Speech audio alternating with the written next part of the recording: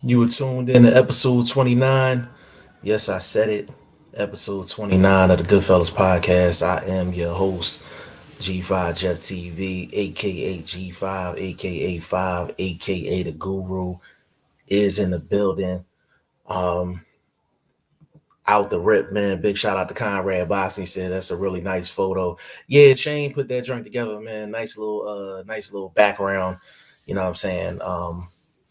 Big shout out to Conrad Boxing. Um, Episode 29, man. It's going down. We got to talk Devin Haney, JoJo Diaz.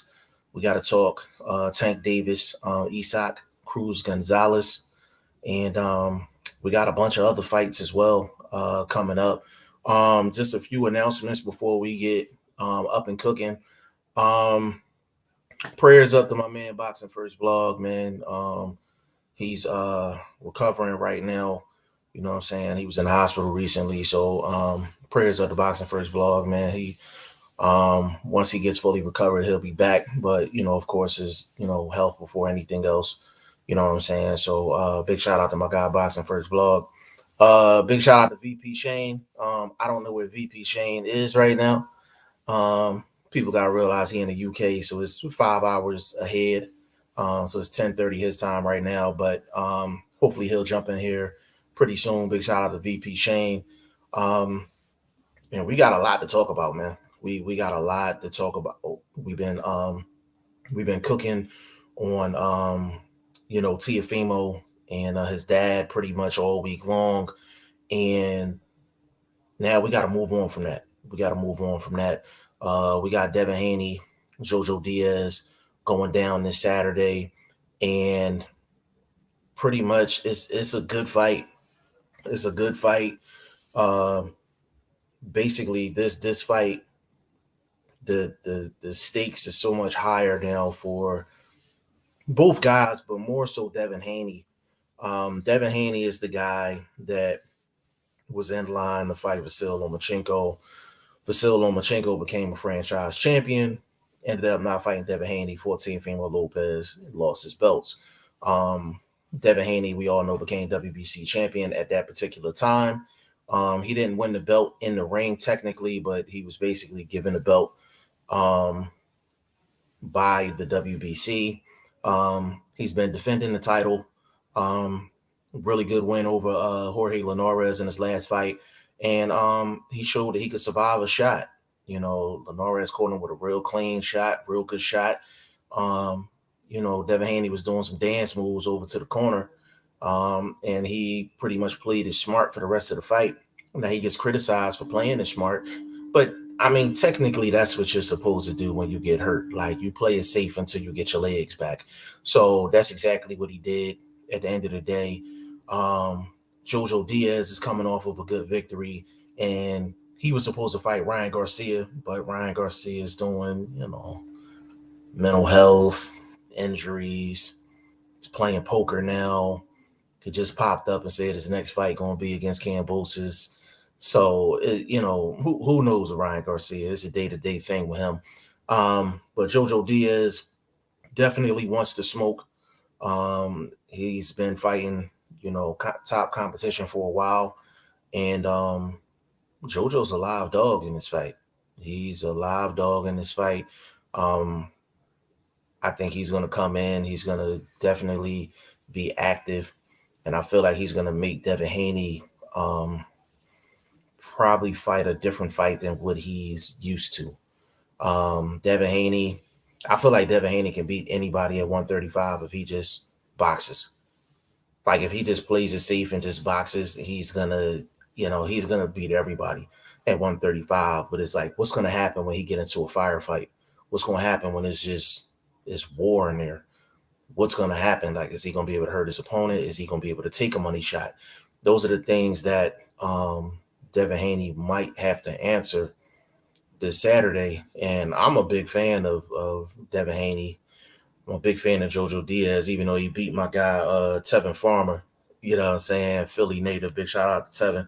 Um, but this is a really good fight, highly competitive fight. And from my understanding, the new new champ of the world at 135, George Kambosos, will be in the building. I don't know if that's 100% true, but if it is, that's a big look. That's a big look for George Kambosos, and I think it's a smart move. If he's going to be there, keep his name in the lights, keep his name in the limelight, and make sure that his name is still buzzing in these boxing streets. So that'll be interesting to see if Kambosos is actually going to be there. But we just getting this thing started. VP Shane, I'm basically checking in on him now to see where he is. Of course, y'all know I ain't got no problem rocking Dolo, you know what I'm saying? But my man William Gonzalez is in the building. He said, "Good afternoon. Good afternoon, player. What's going on with you? Salute to you." Yeah, we just cooking up, man, talking Devin Haney, JoJo Diaz, man. It's a good matchup for both guys. Like, it's a good matchup for both guys. JoJo Diaz can go into the fight offensively and do what he usually does. Is go in there, throw a lot of hooks, get mid range, let his hands go, and he's just consistent. He's a consistent fighter offensively. Fights up and down, good punch variety. He's not the biggest puncher. Of course, he's coming up in weight basically, but that's something that JoJo is used to. JoJo's had problems with weight in the past, so I mean, he's a heavier guy.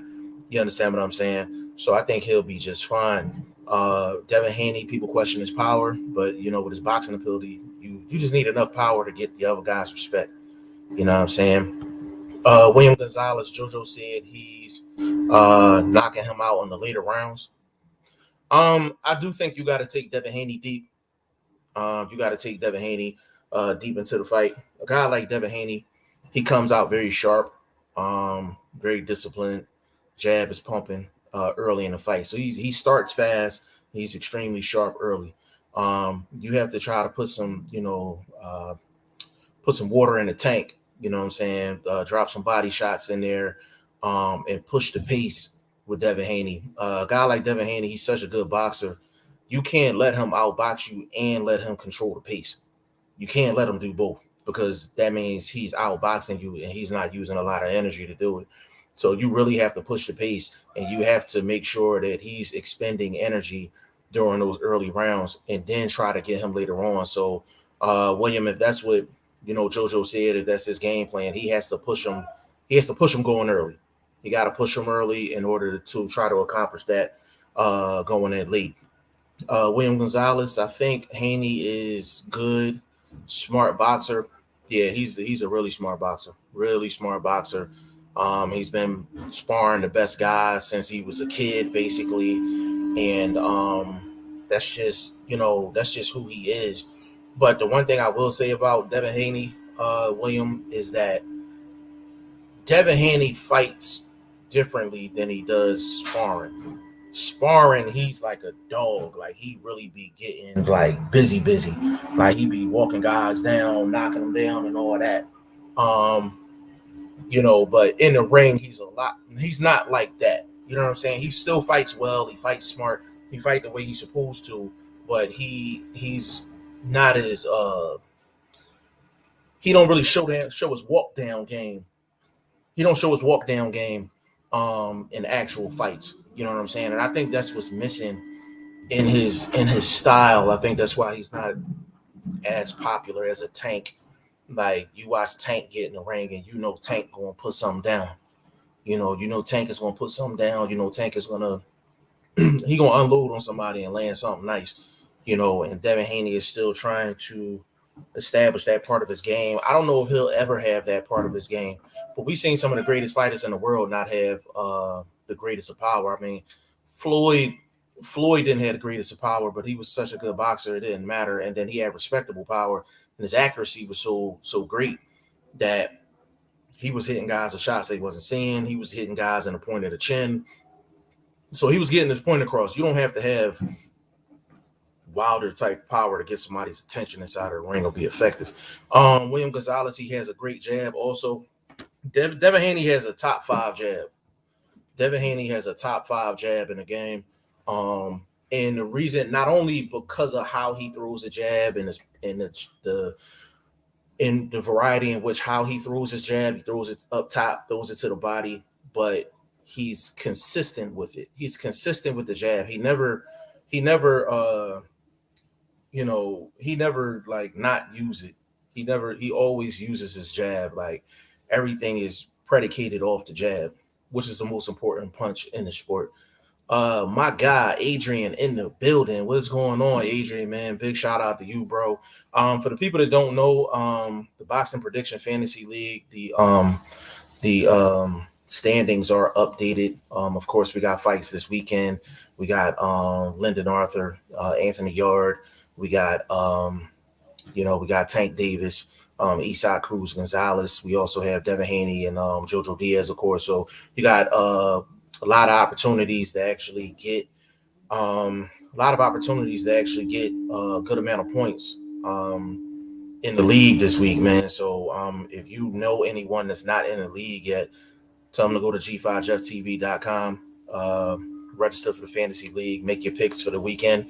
The winner of the league is $500 and a championship belt, and it's free to join. It's free to join. There's no, it's a win-win situation, at the end of the day. But watching Teofimo Lopez lose to George Kambosos, of course, people, are thinking upsets. What's the chances of it being an upset?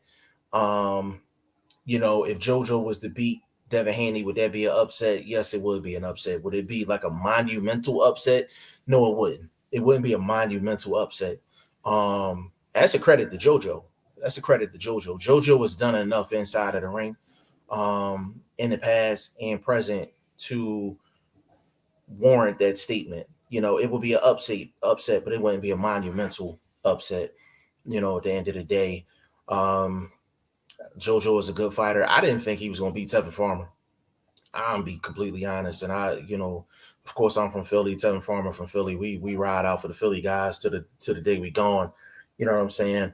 But when it come down to it, I thought Farmer was going to win the fight, and JoJo did things in that fight to make Farmer keep his hands in his pocket. Like, the thing with Farmer is so good defensively. I go into every fight with Farmer and I'm like, I know he's going to make his guy miss. Is he going to make him pay? And JoJo did enough in that fight offensively to make Tevin Farmer keep his hands in his pocket. I have a high level of respect for JoJo Diaz game.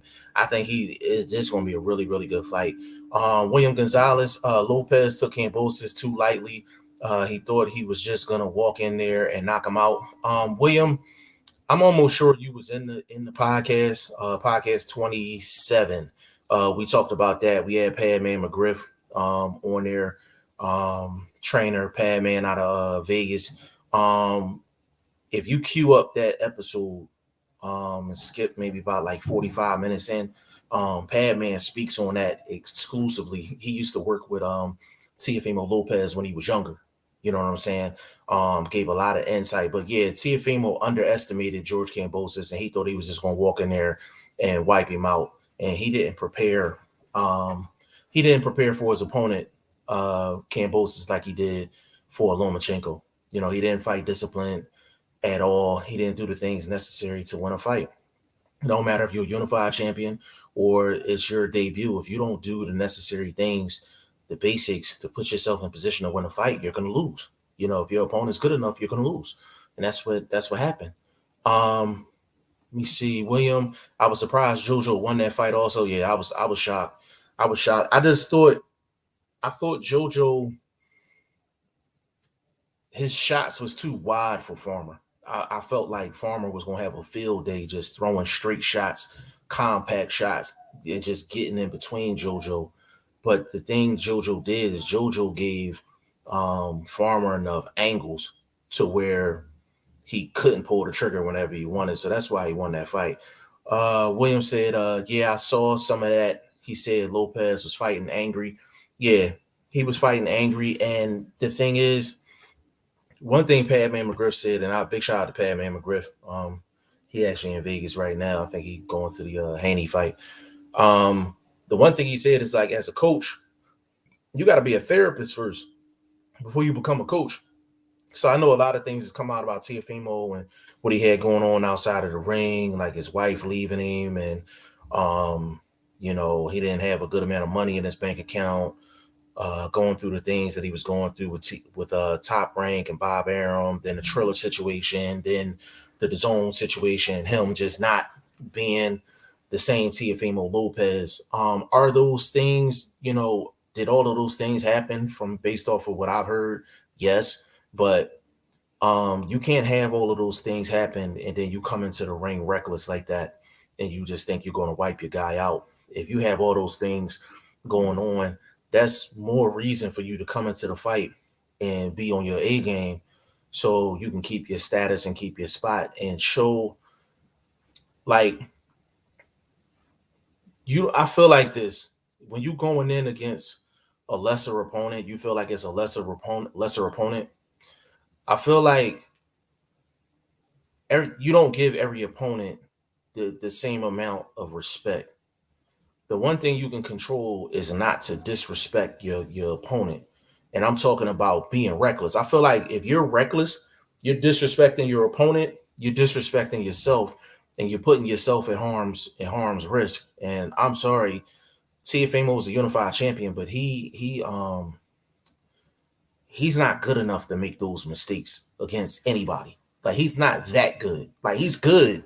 Don't get me wrong, but he's not that good to where he can just just come in just reckless and then his talent is just gonna see him through. Is not, he's not a pound for pound top 3 guy, like, to be trying to get away with that. And even the pound for pound guys can't get away with that. William said, don't see an upset happening this weekend, but it's boxing and anything can happen. Absolutely. Who do I think has more of a chance to pull the upset? I would say JoJo. Just because I like JoJo offensively, and I think he's going to come in there. And I think the physical dynamics, I feel like JoJo is more comparable to Devin Haney than Cruz Gonzalez is to Tank Davis. It will get the Tank in Cruz in a minute, but yeah, I'm undecided as far as the Devin Haney and JoJo fight. I'm not gonna lie. I still got to go in the lab and do some studying and do some film work and things like that. And people that's familiar with the channel, I used to do break down the prediction videos, but with us having a prediction fantasy league, that's kind of an extension of what the breakdown of prediction videos has become. And I really can't do the breakdown of prediction videos for the simple fact that I'm in the league. You know what I'm saying? So maybe I'll make that a Patreon thing one day. But yeah, like, I still gotta go in the lab and do some homework on that. I'm not 100% sure how I want to go with that fight. I actually got to look up and see what the odds are on that fight. If y'all know me, y'all know I'll put money on a boxing match in a heartbeat. Let me go to FanDuel real quick and see what the odds are for both of them, for Tank and the Devin Haney fight. Let me see what's popping real quick. Give me just a second.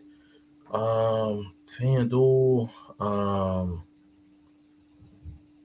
Wow. Devin Haney is a 7-1 favorite. He a minus 700. So you got to put $700 up to win $100 for Haney. And JoJo is a plus 440. So you put up $100, you win 440. I like them odds. That's pretty good odds. Damn. Tank is a minus 1450. You got to put up $1,450 to win $100 on Tank. And then Cruz is a plus 770. So you put $100 on Isaac Cruz, you win $770. That's crazy odds. Crazy odds. John Casamero, he's minus 2,400. Paul Butler is plus 1,220. Yeah, man. Woo. Those some serious odds right there. So if you feel like an upset is coming, you might want to bet that. You might definitely want to bet that for sure. Definitely bet that. Um William said I think is gonna go 12. Haney is gonna stick and move and outbox him. I mean, William, I mean, if Haney decides to stick and move and outbox JoJo, he can do that against anybody at 135. He can do that against anybody at 135. He can do that against Ryan Garcia. He can do that against Teofimo. He can do that against Loma. He can do that against um, Tank. He can do that against anybody. I think he's top 3 in the game if he just want to jab and stick and move. He's one of the best in the sport at doing that, and that's what his career has been predicated off of: sticking and moving, jabbing, just solid jab, occasional body work, and then he lands, that occasional hook over the top that get guys' attention, and he can counterpunch. So it's Devin Haney's a total package. He's a total package. It's just, can somebody get him out of his character in a fight? When you're dealing with a guy like Haney, you have to get him out of his character. Like you fight the boxer and you box the fighter. You know what I'm saying? So JoJo's gonna have to go in there and get Devin Haney out of character. That's where it starts for JoJo. JoJo has to get Devin Haney out of character. And I'm talking, make it dirty, make it nasty, make it messy, and really get in his chest, talk shit, do all that. Get him out of his game. Get him out of his comfort zone of just jab, jab, jab, move. Jab, jab, body shot, move. Jab, slip, counter shot, move. And he's just in a complete comfort zone. Like he just doing what he want in there. JoJo has to push the pace and he has to make it nasty early in the fight. He has to get Devin Haney out of character. That's the biggest thing he needs to do to give himself a chance to win this fight. If Devin Haney's boxing all night, he's going to win. He's going to win. He's going to win like 8-4, 9-3, possibly 10-2 if he's allowed to box at his pace and he don't get Devin Haney out of character. It is on JoJo Diaz to set the tone for this fight. He has to almost fight like Chino Maidana did Broner. He's going to have to fight like that in order to get Devin Haney out of character, get his attention, and get him to not just jab and move, but to get him to actually sit in the pocket with him and actually throw shots with him. And I'm not saying Devin Haney can't win that style of fight neither. What I'm saying is that's Devin Haney's plan B, his plan C. When you're dealing with a guy as good as Devin Haney, you have to make him use his plan B or make him use his plan C. You know what I'm saying? I don't think JoJo can take away Devin's jab. I don't think he can take it away.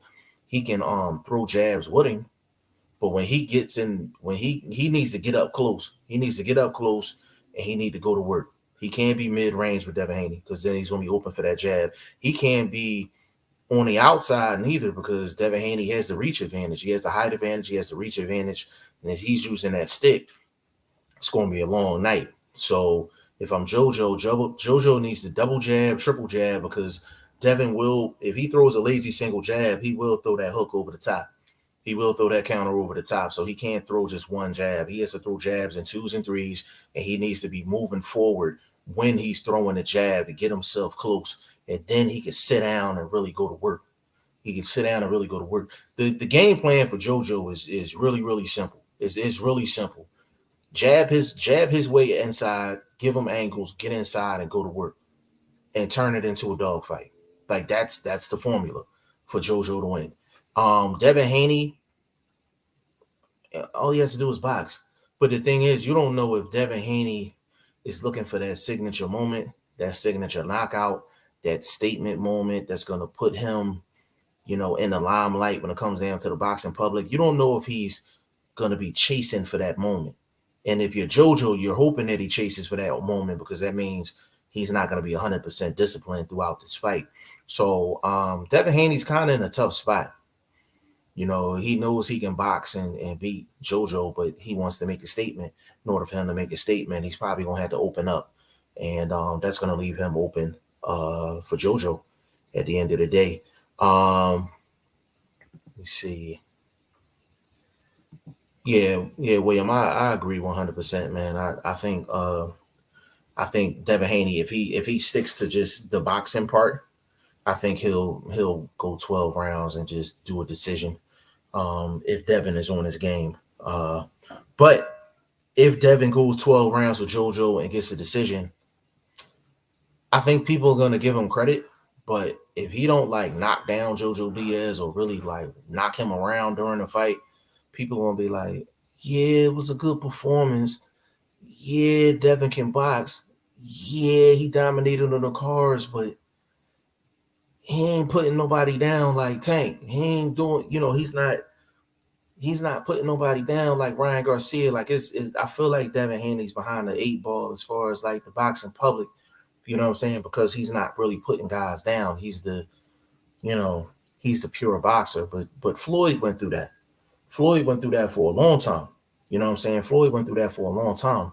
You know what I'm saying? Just being a boxer and, just, the boxing public, like not giving him everything he was supposed to get because he wasn't putting guys down.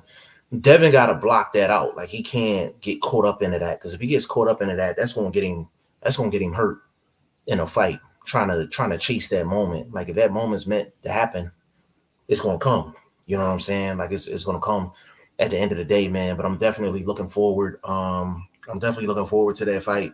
I'm looking forward to. I'm actually looking forward to the undercard as well. For that fight. Listen, I'm not gonna lie, man. The zone has been they on a nice little hot streak over the past couple weeks, man. They on a nice little hot streak. I like what the zone is doing. For most of the year, they was on bullshit. I'm not gonna lie, they was on bullshit. You know what I'm saying? But my man Montana Love is on that card too with Devin Haney. Actually, that's a good, if Tiafimo returns. I know he's probably not gonna fight on the zone again, but that'd be a good fight for Tiafimo, man. Tiafimo Lopez, Montana Love. I think that'd be a really good fight. That'd be a real good fight. Jessica McCaskill's on there. Emma Williams is back on that card. Hold on a second, y'all. My man VP Shane just called me. Hopefully he gonna jump on. Hold on.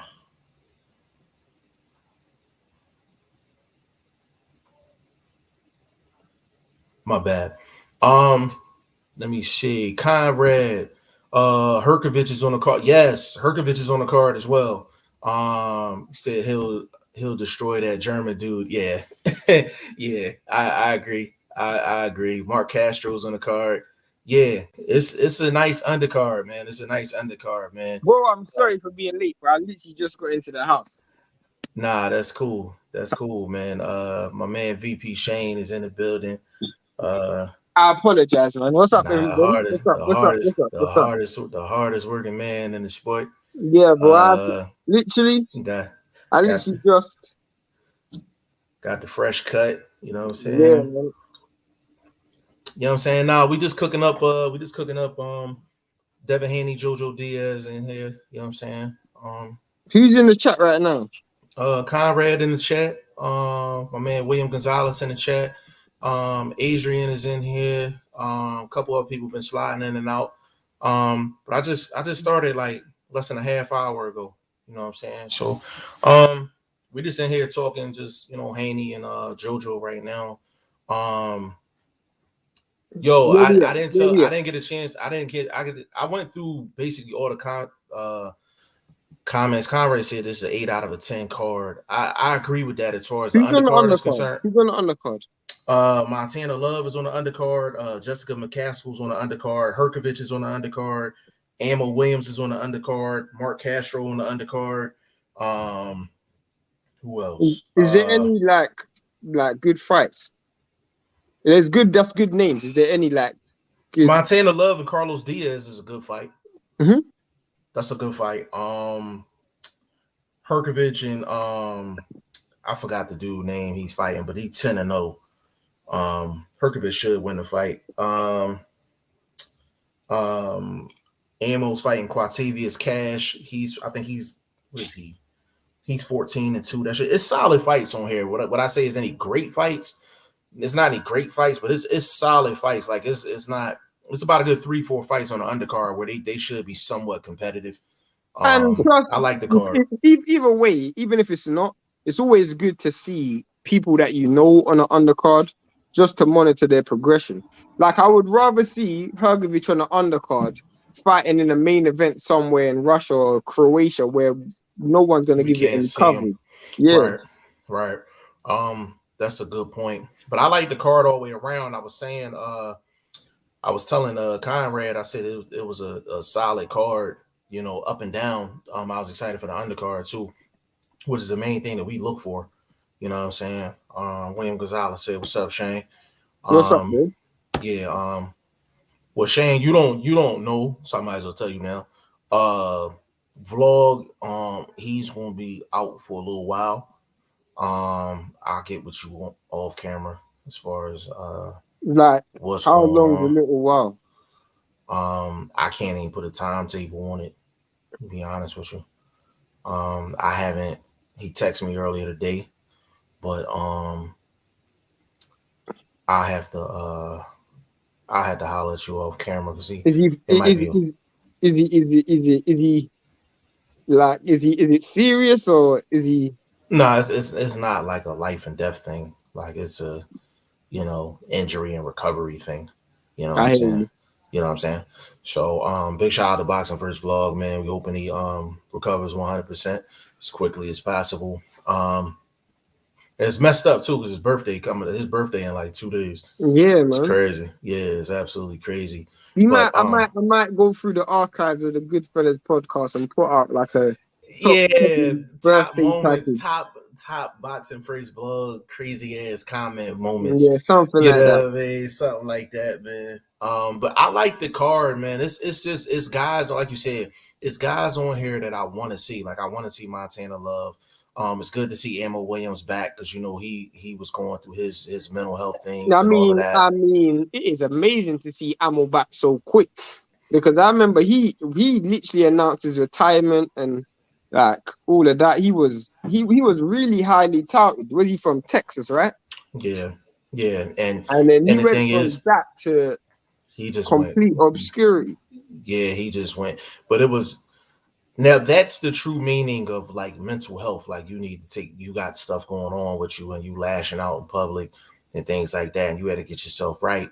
But Did you hear about Scott Fitzgerald?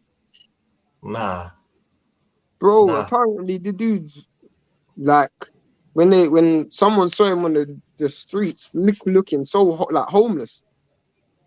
word. Yeah, like that's what boxing can do. Like Scott Fitzgerald, that's crazy. That's crazy. Wow. I didn't know that. That happened today.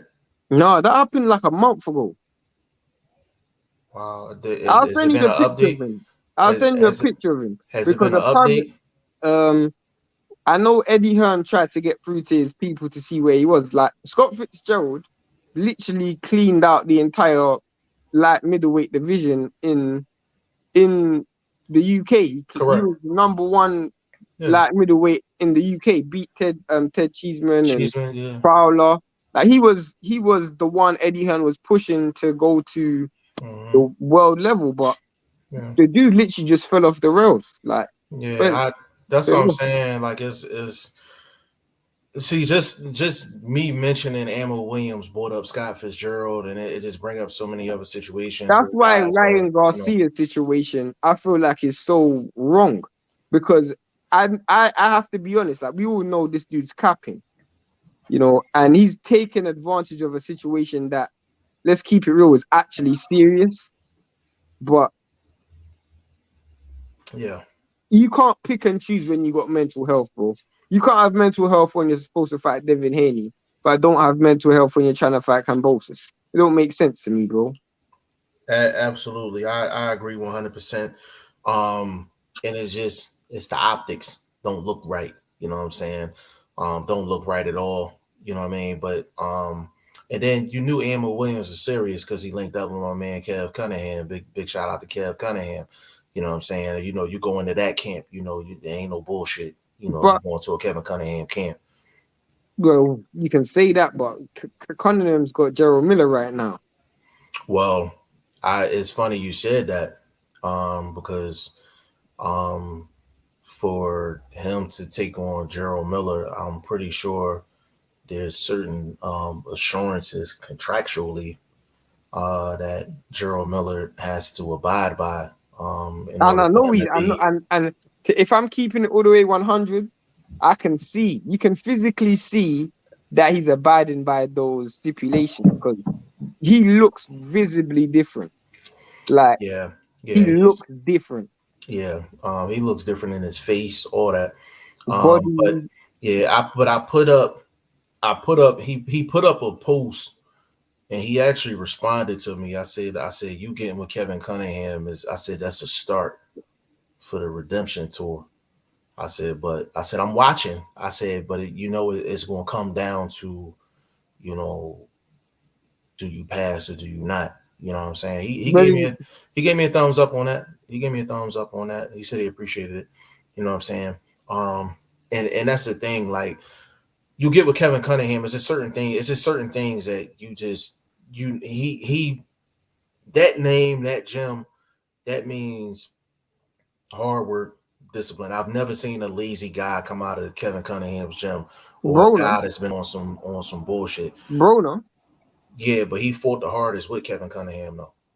Yeah, I mean He Broner bought was, it wasn't Cunningham's fault. Broner was his own worst enemy at the end of the yeah, day. but he worked the hardest when he was with Kevin Cunningham in the gym, and he had his highest punch output with Kevin Cunningham in the ring. He used to have his lowest punch output with because that Mikey fight, he Was didn't cut throw no punches. Yeah, I mean, and the thing is with that fight, um, he came in at like 138. I think he was dead before he got in the building. Yeah, that's a fact. He was But never gonna make that weight. yeah, but the output that he had against Vargas, Jesse Vargas. that was the highest output I've seen out of Broner. And I mean, like, and I'm talking like the way he be dogging dudes and sparring. That's how he was dogging. He was dogging Jesse Vargas like second half of that fight. Like he was digging. He was digging. But that's a credit to Kevin Cunningham. If he can get a guy like Broner to let his hands go throughout multiple rounds in a fight, that's saying something. That was saying something. When it comes, yeah, definitely, that's a fact. When it comes to what he would do with Ammo Williams, really and truly, he's just gonna build back up his appetite. Because someone like Ammo Williams already has the talent. You know, he just needs Well, to have a app like because everybody in that camp really is on a redemption tour. Ammo, Gerald Miller, if Broner comes back, he has to be. They're all trying to gain back that appetite for boxing. And well, Ammo was gonna benefit just because he should be in the gym with Lubin every darn day. oh yeah, of course. I mean, Lubin in himself. Let's keep it real. Like Lubin, he's probably one of the more professional dudes from out of that gym. He's real professional and he's Yeah. disciplined. I'm big on camps with multiple guys where everybody can kind of feed off each other. Even in a Gerald Miller situation, like he don't want to stick out as the guy that's the lazy guy or the guy that's not in line with everything that Kevin Cunningham is preaching because nobody else is on bullshit in there. So he don't want to be the one guy that's on bullshit. Now, of course, we don't know how that's gonna play out, but it's an interesting match. And I like Kevin Cunningham strictly because he's a no nonsense guy and he knows when to get technical in between rounds and he know when to motivate in between rounds. And you got to pick your spots and you got to know how the fight's going and you got to be honest with your guy too. You Definitely, got to be honest with your guy too. And we've definitely. seen over the past couple of weeks, we've seen trainers lying to their fighters in the ring. We've seen it. They flat out Even lying. Cunningham though, Cunningham has been guilty of doing that as well. In terms of who? You not remember when Broner was fighting Pacquiao, and Broner kept saying, "I won that round, right? I won that round." You don't remember? And he kept saying, "Yeah." You don't remember that? Yeah, I do remember that. Broner's a different character though. Like I think even if Broner would have been like if Kevin Cunningham would have been like, no, you lost that round. I can see Broner saying, bitch, you lying. Like I want it like you know what I'm saying? Yeah, Like yeah, it's yeah. just Broner's a different He's that. I understand what you're He's that saying. type. You're correct. Broner is that It type of guy. is Broner. It was almost like And when he maybe because he didn't want Broner to mentally check out. So by saying I he was getting ready to won, say that. Yeah, I maybe was by getting ready to say saying that. he won, he might think, you know what, I have to fight more to stay in it. But if he already felt like he lost, he'd be like, you know what, forget it. I'm just trying to cash I'm this just check gonna and go cash his home. check exactly. So that's a situation where it's like you walk in a fine line, You but gotta know your fight. you got to Basically, know you have your to know fighter. your fight. Hmm. Certain Yep, fighters like Crawford, you can tell him, bro, you're down. He's flicking that switch. absolutely, AB, absolutely. like you tell him he's down. You know what? I'm waiting to cash this check. He be thinking about what he's gonna be spending this money on. Yeah, that's 100% facts. 100% facts. So it's good to see it's good to see Ammo back in the ring. It's always good to see my man Herkovich in the ring. That's gonna be a good situation. You know what I'm saying? Definitely looking forward to that.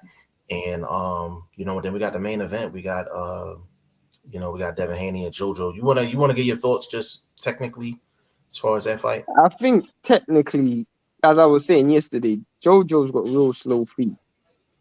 So he's one of the few Mexican fighters that don't just 1 second, Jeff.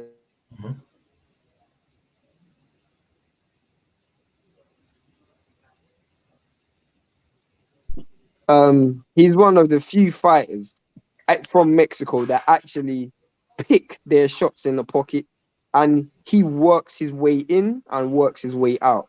There's normal fighters either they just throw hell for leather and just let all of their hands go no matter what. And then you got some dudes like Canelo who pick their shots, but they take breaks in between when they throw punches. Mhm. JoJo's not that dude.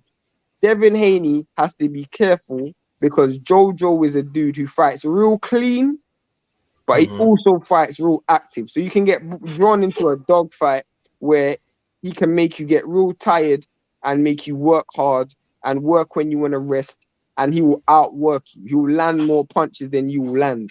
But if you put Right. him behind the long stick, get him using his legs, don't go in the same direction, jab, head and body, but keep that jab real quick and accurate.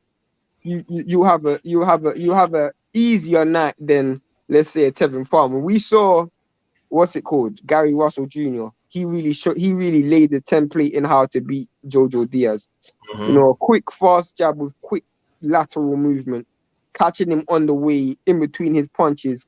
And really, I rarely say this, Mhm. but when you're in the pocket, load up on a real nice single.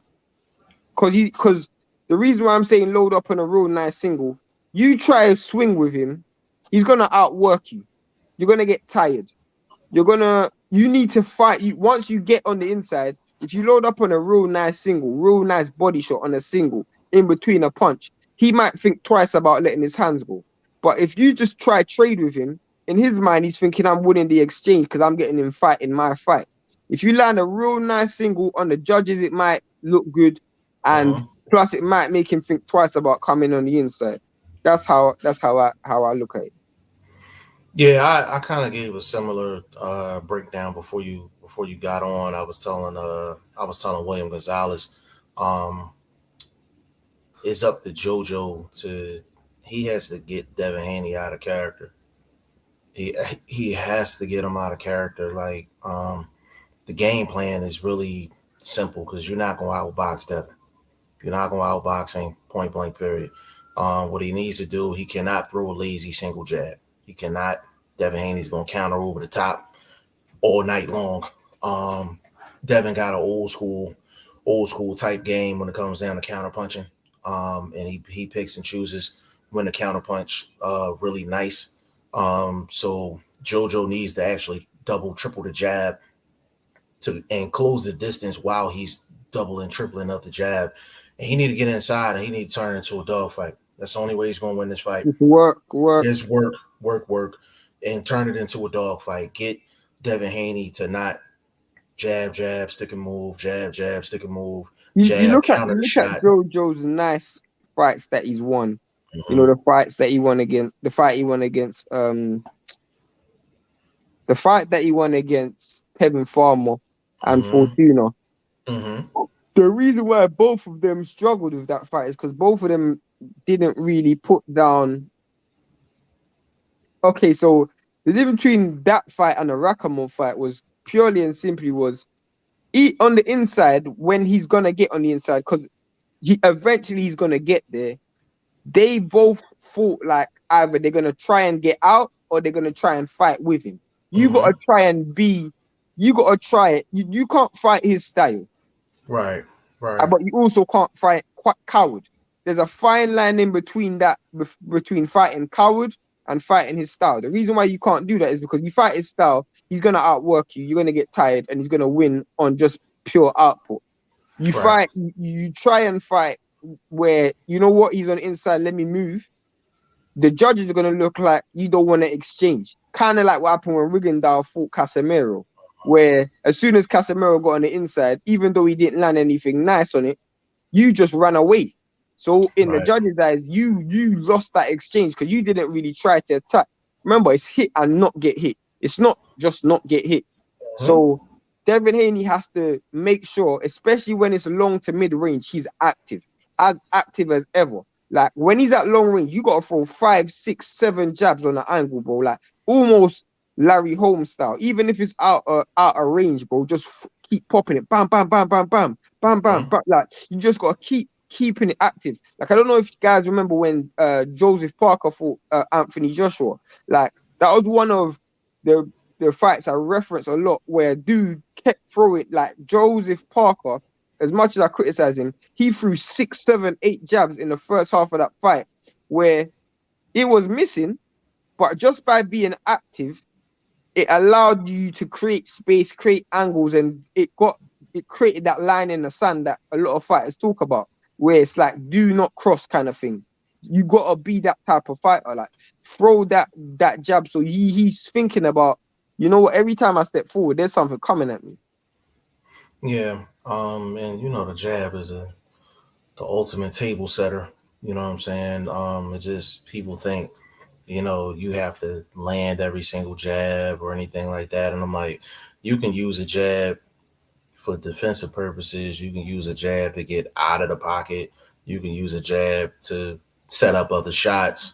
It's a lot of things you can do with a jab. It's the most important punch in the sport. And Devin needs to use it often. Now, the one thing Devin doesn't do, he doesn't abandon the jab. He throws that motherfucker. Doesn't. He throw that thing all night. He throw that thing all night long. And if he does that, and he needs to pick and choose his spots when he's going to come over the top with shots, because I think he is going to have to land something on JoJo pretty early to get his attention, to make the fight a little easier for himself. But JoJo gonna have to drag this thing late, and hopefully put him in deep water and try to dog him out towards the end of the fight. Because I'm like, Devin Haney's one of the best in the business first half of the fight. Yeah, when he's fresh, he's a hard dude to keep up with. Yeah, really hard dude to keep up with when he's fresh. I mean, Haney, did I tell you the odds on the fight? No. You know the odds on it? No. So I'll get it to you right now. Hold on, bro. So for Devin Haney, and I went to the wrong spot. Devin Haney, JoJo Diaz. Basically, Devin Haney's a 7-1 favorite. So he's a minus 700. You got to put up $700 to win 100. He's a what? 7-1. You got to put up $700 to win 100. That is crazy. JoJo is a plus 440. Whoa. $100 get you 440. Yeah. Yeah. And I'm not putting no money on JoJo though. And Tank, I'm Want real to hear? confident You want to Devin's gonna win. Go on. you want to hear Tank numbers? You want to I guess can them? You want to I guess don't them? want to say I can guess that. I'm pretty sure Cruz is gonna be like plus 750 or something. Very close, my man. Plus 770. Yeah, bro. I knew that was gonna happen, bro, because like the truth is, as much as I respect Cruz, there's no way on earth he's gonna beat Tank. Um, Tank is a minus 1450. Like Wow. you got to put up $3,000 to win 200. It's crazy. Like it's Yeah, crazy. I'm not gonna lie. If I was in that position, bro, I'm not gonna lie. You gotta predict methods. What's the method on it? Um, let's see. Uh,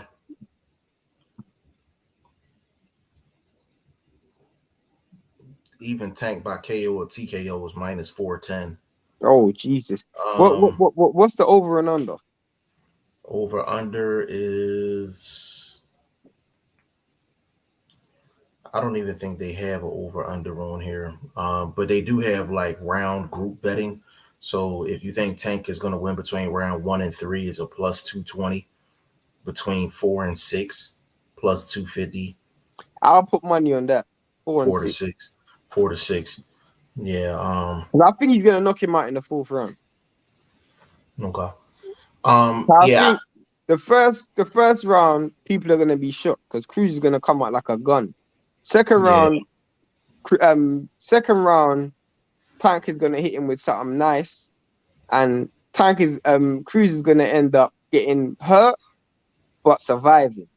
Third round, he's gonna be in survival mode. Fourth round, Tank's gonna just wipe him out. Cruz. Isaac Cruz is probably one of the most aggressive fighters in the sport. If anybody has not seen Isaac Cruz Gonzalez He's fight, aggressive. he is extremely aggressive. I'll tell you this one thing: if he goes the distance with Tank, he's beating Tank because Tank is a lazy fighter. Tank is a fighter who looks a lot for a nice single. The problem is when that single lands, you're going home. You're going home. Yeah, and the thing is, I love Cruz angles. I love his activity. He doesn't come in on the line all the time. Will was saying that we should have put that on the fantasy league. I was like, nah, bro, because that's a free bet, innit? Everybody's gonna bet. What's it called? Tank. Yeah, I told Will, I said we try to get fights that are either semi-competitive or fights where we can actually see a possible upset. And I also told him we're trying to. So he was like, "Oh, what about Combosis and Tiafimo?" I was like, "You gotta understand, we literally just came off the Tim Tszyu fight. So in my mind, I'm like, we're trying to appease a lot of different people at the same time. So Tim Tszyu and Cambosis both come from Australia. You see my point? So we're trying to make it as next week we're gonna do Donaire versus Gabalo. You see Right. my point? So it's Yeah. like we're trying to be as international as possible. Next week, Yeah. by the way, there's a possible 28 points that people can win. 28 points up for grabs. There's 4 fights that's up. That's Absolutely. next week. 4 fights Absolutely. in 1 week. Yep. 4 fights in 1 week. For the new people that's going to come into the league, man, you can come in and get right to the top of the Right to charts the if you top want. in the first week. Yeah, in the first week. So that's really huge. So I mean, if you're not registered, go to g5jeftv.com. Go register for the prediction league. Make your picks for this weekend. I mean, we talked about Lyndon Arthur and Anthony Yard yesterday. You didn't tell me what you're gonna predict. And bro, I know you think I'm capping, yeah. I I swear to you, bro. I swear. I'm being dead serious. All jokes aside, Lindenhoff is getting knocked out in the first 6 rounds. I'm being dead serious. I I don't believe that. I believe that. I don't see that happening. Just people got to realize Lyndon Arthur's not coming into this fight with one arm. So it's actually more things that Yard gonna have to worry about too. He was able to hurt Lyndon Arthur because he only had one arm.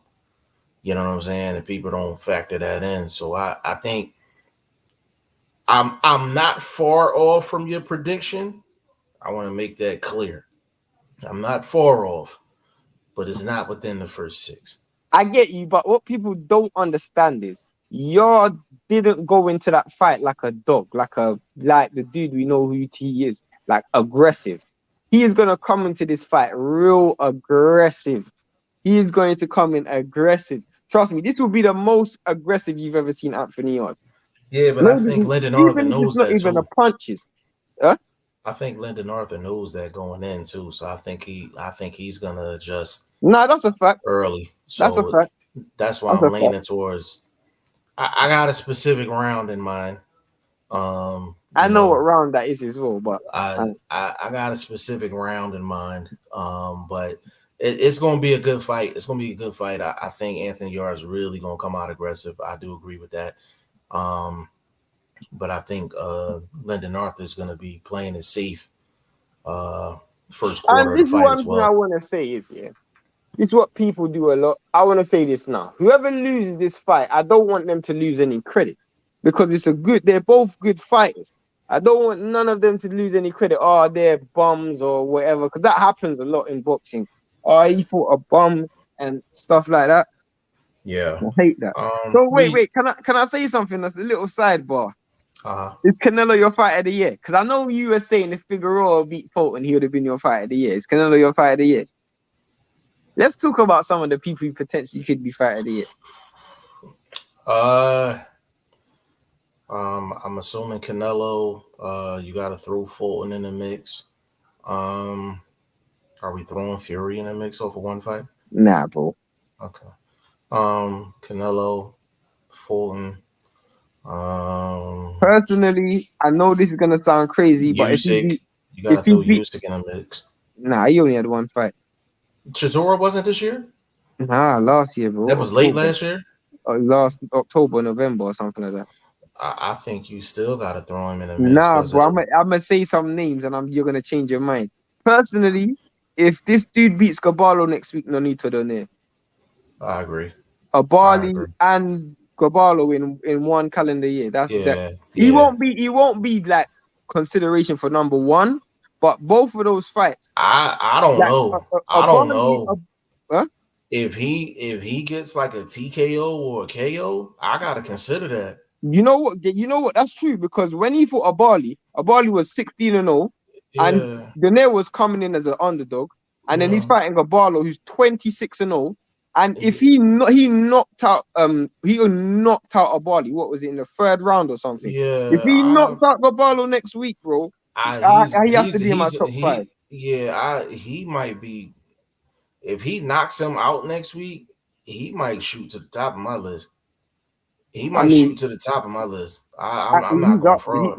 He's up there. I mean, again, I don't. The Yildirim win, I don't really rate, and the Saunders win, I don't really rate. I rate the Plant win. I rate Canelo versus Plant. I rate that, but I don't really rate the Yildirim win, and I don't rate the what's it called? I'm on the fence. I mean, Canelo's definitely in the top 5 for sure. I think Canelo's top 3. I'm trying to so I'm going through the weight classes mentally in my head. So heavyweight, nobody's really stood out. Cruiserweight, nobody's fought enough. Light heavyweight, same thing. Same thing. Nobody stood out. Yeah, no one stood out. Weight, Canelo. Middleweight, they ain't fought enough. I would have said this. He would have been my fight of the year if he beat Charlo. If they gave him the win, Castano would have been fight of the year. Because he would have beat Teixeira in January and then beat Castano, then beat Charlo in June. Mm-hmm. Yeah. So he would have been my fight of the year. Yeah. So that's super welterweight. Welterweight, Crawford. I think Crawford's only fought once this year. Crawford's only fought once. Heavyweight fought Ugas. Nah, not for me. 140, Josh Taylor potentially, but Josh Taylor's only fought once this year. So yeah, you gotta, if you throw him in, and you gotta throw Usyk in, and there's a couple other guys you gotta throw in too. 135. Nobody ain't really done nothing. 130. Who's at 130? Shakur Stevenson, maybe. Who was his Oscar. other fight though? Yeah. Oscar Valdez. If he didn't take a drugs test, you could arguably say, yeah, but for the drugs test, you could argue, but nah. 126. I mean, definitely nobody. Navarrete, even though he hasn't fought, he's fought a lot, but he ain't fought nobody that great. I would put him in my top. He's in my honorable mention list. He might be Yeah. like fifth. Number So was you it got 120, 22. You got 22? 22. Well, it's between Fulton. Fulton. I would say because Fulton's for Leo. Leo and Figueroa. Figueroa. That's definitely good. Ahmed Aliyev, he's had a lot of fights this year, and he's supposed to have another one. Who apparently he's supposed to be fighting Rios, which is a real good fight, but that I don't think that will put him in the top 5. And then you got Chocolatito and Estrada, and then underneath that, I'm not gonna lie, I'm not well equipped to that. I had to holler at L Dub. Yeah, I mean, I know some of the fighters. Obviously, I know Sonny Edwards. I know like some of those Chinese dudes. I have to remember. What's that? Agawa? Yeah. I think what's the name of the guy? I can't even remember his name. There's so many dudes that are at that lower weight class. I can't even remember their names. I'm not gonna lie, but 118 upwards, I'm real good. But like I can name you all the champions 118 upwards, but below that, I'm not that great. I'll be honest. Sidebar, man. Big shout out to Kermit Cintron, man. He checked out our. He's actually checking out our podcast right now. He's looking at it on Twitter. So Kermit Cintron. I don't know who that is. Kermit Cintron,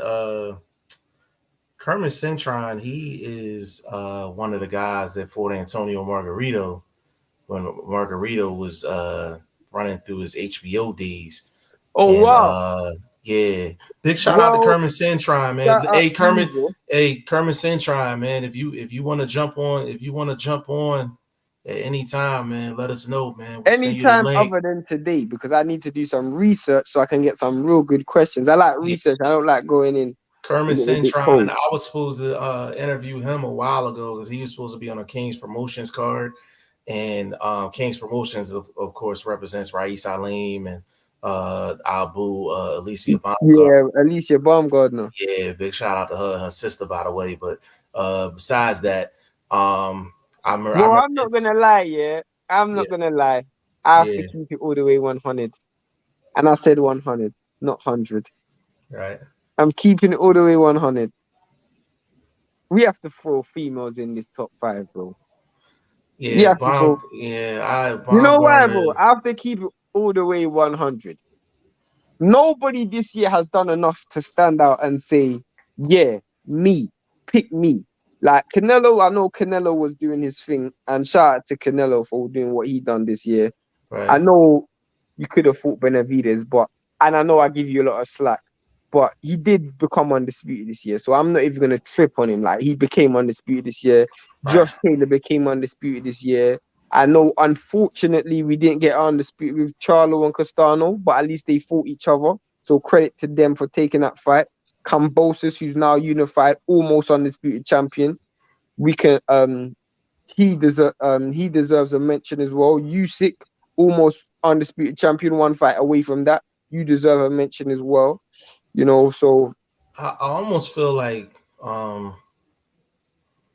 because to be honest with you, if you don't add the people with one fight, there's not 5 fighters that you would put on this list. No, it's not, because hey bro, hold on. Let me read Kermit Cintron's comment though. He said we need upsets like last weekend. It only makes boxing better. Nowadays, managers, promoters protecting too much of their fighters. I understand it's an investment, but boxing is not about getting rich and keeping a perfect record. You know why that is so true? Sorry to cut you off, Jeff. But you know why that's so true? Because Kambosos was supposed to, even though it was a mandatory, he was supposed to be an easy touch. When Yeah. when dudes like that come and pull off upset, guys start to say, you know what? I might have to start taking cash out fights. Not cash out fights where obviously you're selling your fighter to lose, but Right. nobody's an easy touch anymore. So all of a Right. sudden you start looking at things and going, I have to take everybody I fight serious, and there's no point taking on someone who has no name that Mm-hmm. potentially can beat me. I might as well go and fight someone who has a bigger name and Yeah. the same risk at hand. Because let's keep it real. In hindsight, you might as well have fought Devin Haney instead of True. Cambosis. In True. hindsight, if you use hindsight after you lost to Cambosis, you might as well have fought Devin Haney. Yeah. Just to give you a little bit of homework on my man Kermit Cintron. So he fought a lot of different names back in the day, like years ago. Just to give you a few, for example, he fought Adrian Granados. He fought Carlos Molina. He fought one of my favorite fighters, Paul Williams. He fought Alfredo Angulo. He fought Sergio Martinez. He uh, he fought Indu. He fought Margarito twice. Who else did he fight? He fought Canelo. That's why I So know that. That's why I know that name Kermit is familiar. Cintron has been I around know for a for a very fact. long time. I know for a fact. Yeah, I know who that. I knew who he was He's because 30. the name was just so familiar for Yeah, me. But you know, I I thought you were. I thought because the name was so familiar, I thought he was a YouTuber. I'm not gonna lie. nah. But Kermit no, but now Cintron. I know. I definitely know. I definitely know who you're talking about. Kermit But Cintron is he was the first fighter that I thought of when and I hope he's still listening, by the way, when I say this. And this was one of the reasons why I want to talk to I actually want to talk to him. When Margarito got popped, oh yeah, you when told me about Margarito this. You told me yes, about this. You told me yeah, about this. so when Margarito got popped, before the Mosley fight, Kermit Cintron was the first person I thought about. And when he was supposed to have a comeback fight under King's Promotions, my plan was to ask him where was he at when they caught Margarito, and did he think Margarito had loaded raps when he fought him? Because Kermit Cintron as a fighter never was really the same fighter after those two Margarito fights. And back then, if you watch them fights and you watch Kermit Cintron before he fought Margarito, Kermit Cintron, tough dude, talented dude. Like when I say he was touted, like he was highly touted back then. To see how much Margarito was moving him around, like it's different type of power. You know what I'm saying? Like it was just different. But of course, you're not thinking anything like that in the past back then. You know what I'm saying? But HBO was highlighting Kermit Cintron and all of that, and Margarito kind of just came in and was just a buzzsaw. So I always wanted to ask him that, like on camera. Like I always wanted to ask him that. I don't know if he has the same phone number or not, but I definitely Kermit Cintron, if you listening, bro, holla at me on Twitter. If you still got my number, the number's still the same. I never changed it. Get with us, man. Like I definitely want to get you on here, man. Like you a stand up dude, 39-6 in his career. He done fought the who's who of people. I'm pretty sure he got stories for days. I would love to chop it up with you. I'm pretty sure Shane would love to chop it up with you. Definitely, bro. You know what I'm saying? So if you're still listening, man, definitely get with us so we can make that happen, man. Big shout out to Kermit Cintron. And that's and Shane, that's why I said always keep in contact with guys, because you just never know when things gonna pop back up. Yeah, that's a fact. That was about a year and a half ago. That was about a year and a Yeah, half yeah, ago, possibly yeah, two yeah. years ago. When I was talking to you about that. Conrad Boxing. Hold on, second Ezra in the building. He said, "Get well, vlog." We second that. Conrad Boxing. I think Usyk stood out. Remember how 98% of the people wrote him off as too small, too weak, cruiserweight. I don't think I don't think people were saying that, Conrad. I don't think it was that amount of people, like that percentage of people that was writing them off against AJ, because we all know AJ chin is But just shaky. I didn't once think that even though he won, it wasn't an upset to me. You Even don't though think he it was an won, upset? no, it was a fight where, and I said it on live. I said it was 55-45 in favor of AJ. But it's still an upset. Nah, bro. It's a Cambosa's versus minor. Teofimo Lopez is an upset. No, there's different levels of upsets. That was a Nah. major All right, upset. cool. Let me ask you a question. If Brandon Figueroa won last week, is that upset? That was a 50-50 fight, though. Yeah. Mm. Yeah, it was a 50-50 Is that fight, bro. 50-50? Yeah, it was a 50-50 fight. You think so? Yes, it was a 50-50 fight. Yes. If you asked 10 people who was gonna win that fight, you was gonna get 5 and 5. And you got 5 and 5 on who they thought won the fight anyway. But I That's a think you would 50-50 have got fight. the same with AJ. Bro, and Usyk, you're bro. the same person that had it a draw. Remember that. Yeah, I know, bro. I know that, but I'm saying I think it would have been the same as AJ and Usyk. Yeah. But the thing is, people didn't go into that. The reason why it was an upset is because of what Conrad said. It wasn't a big upset to me. It wasn't a big upset. It was a slight upset.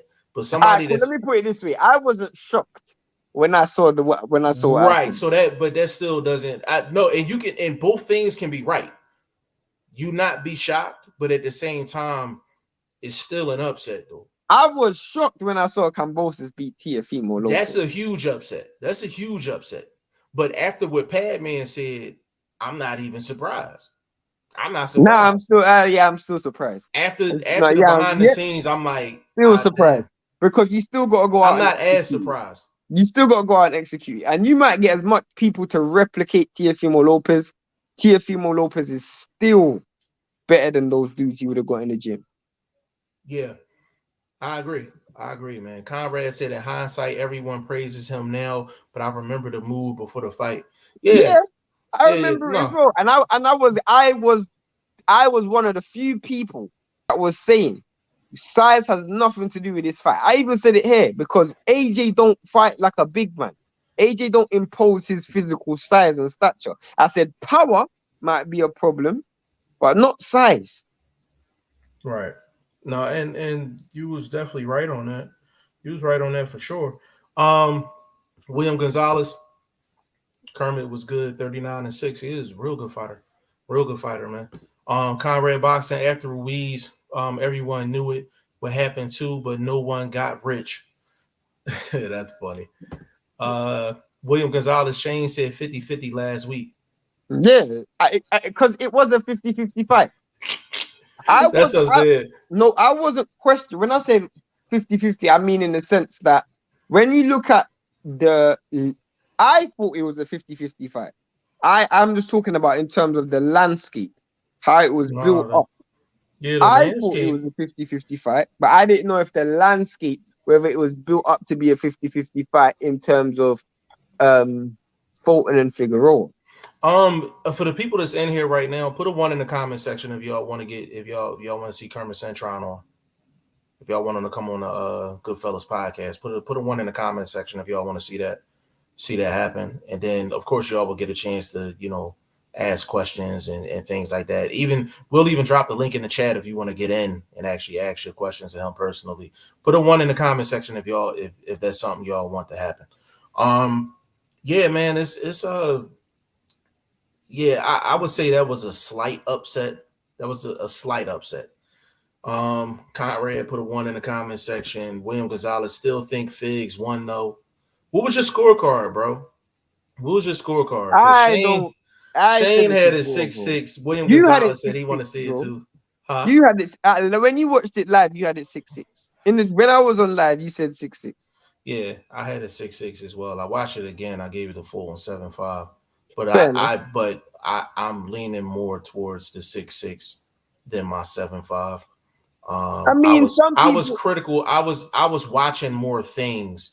I'll take my live card over my card that I watch the next day, like my scorecard I watch the next day, because it's nothing else is on my brain. It's just, I'm watching what I'm seeing.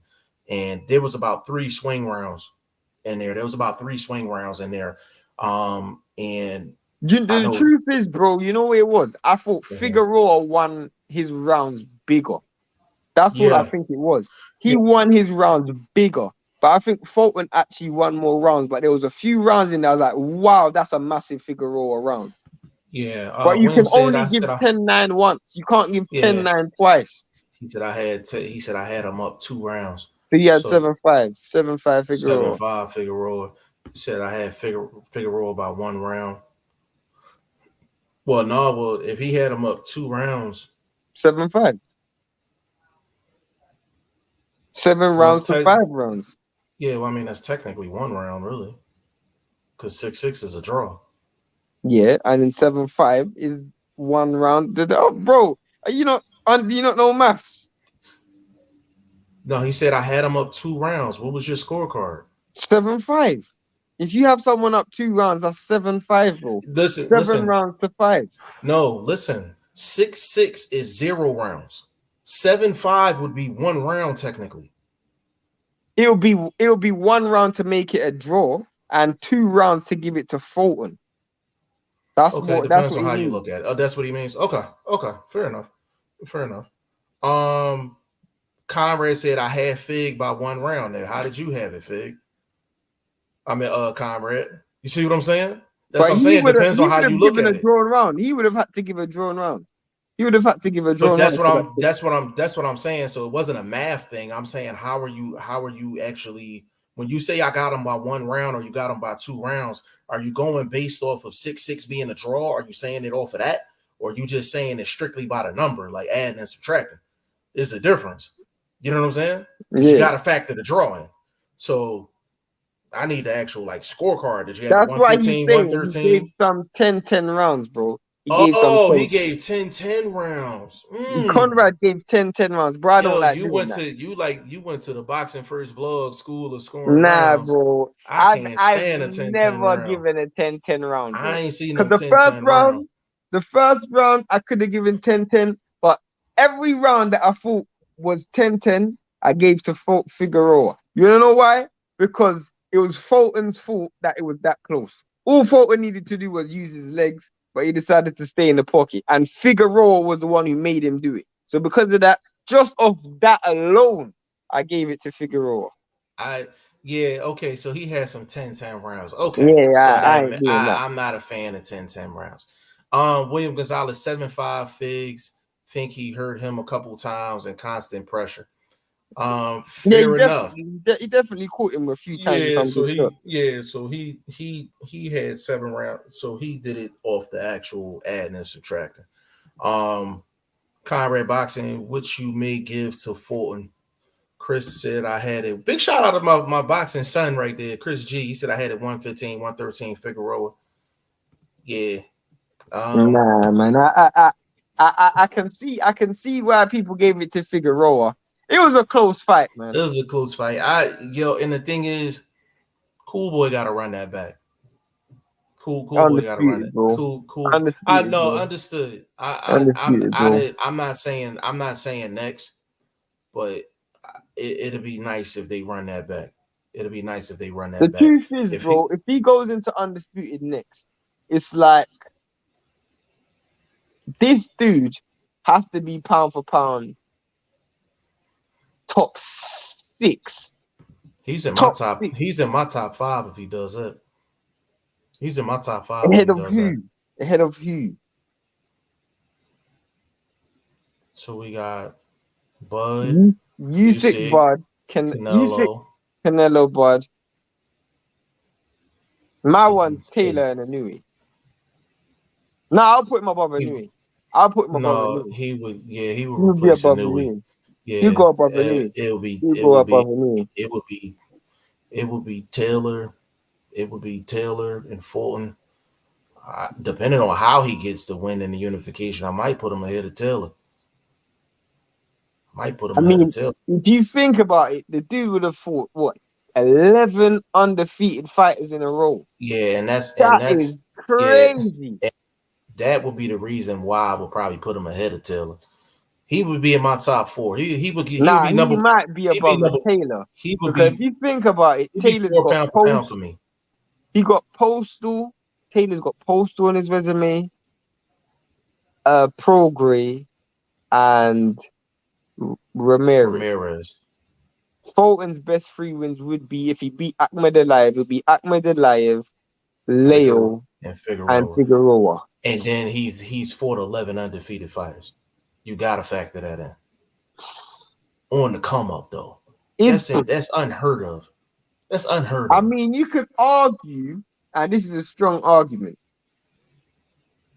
You can argue Ahmed Aliyev win is a better win than Ramirez. You can argue technically you can argue it. You can argue it.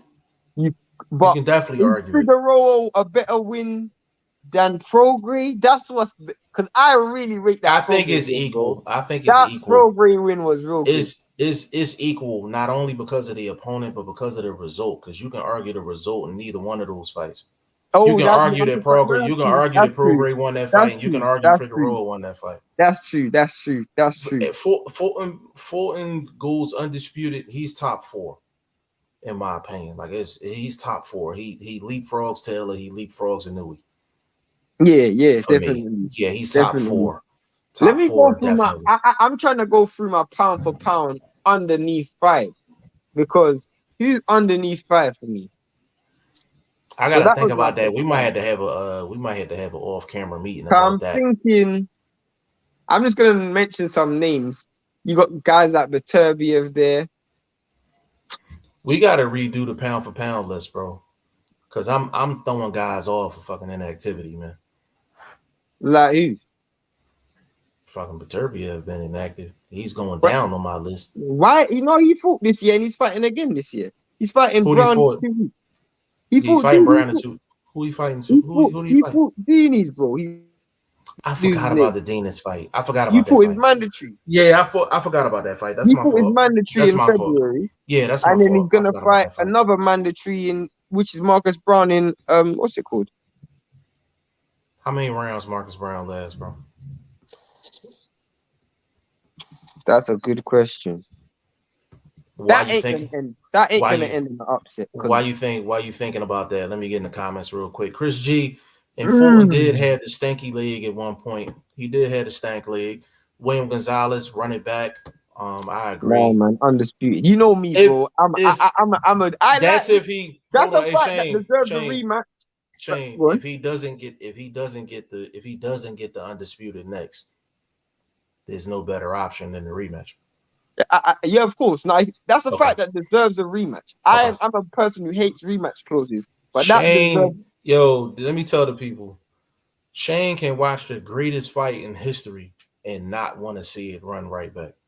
He's very consistent with that. I'm very consistent. Bro, anybody can, and I hate when people are the only reason why you don't want to see a rematch is because you don't like this fighter. You don't like, bro. I hate rematches because a lot of people are saying the only you don't want to see a rematch with Wilder Fury is because you don't like Wilder. You're a Wilder hater.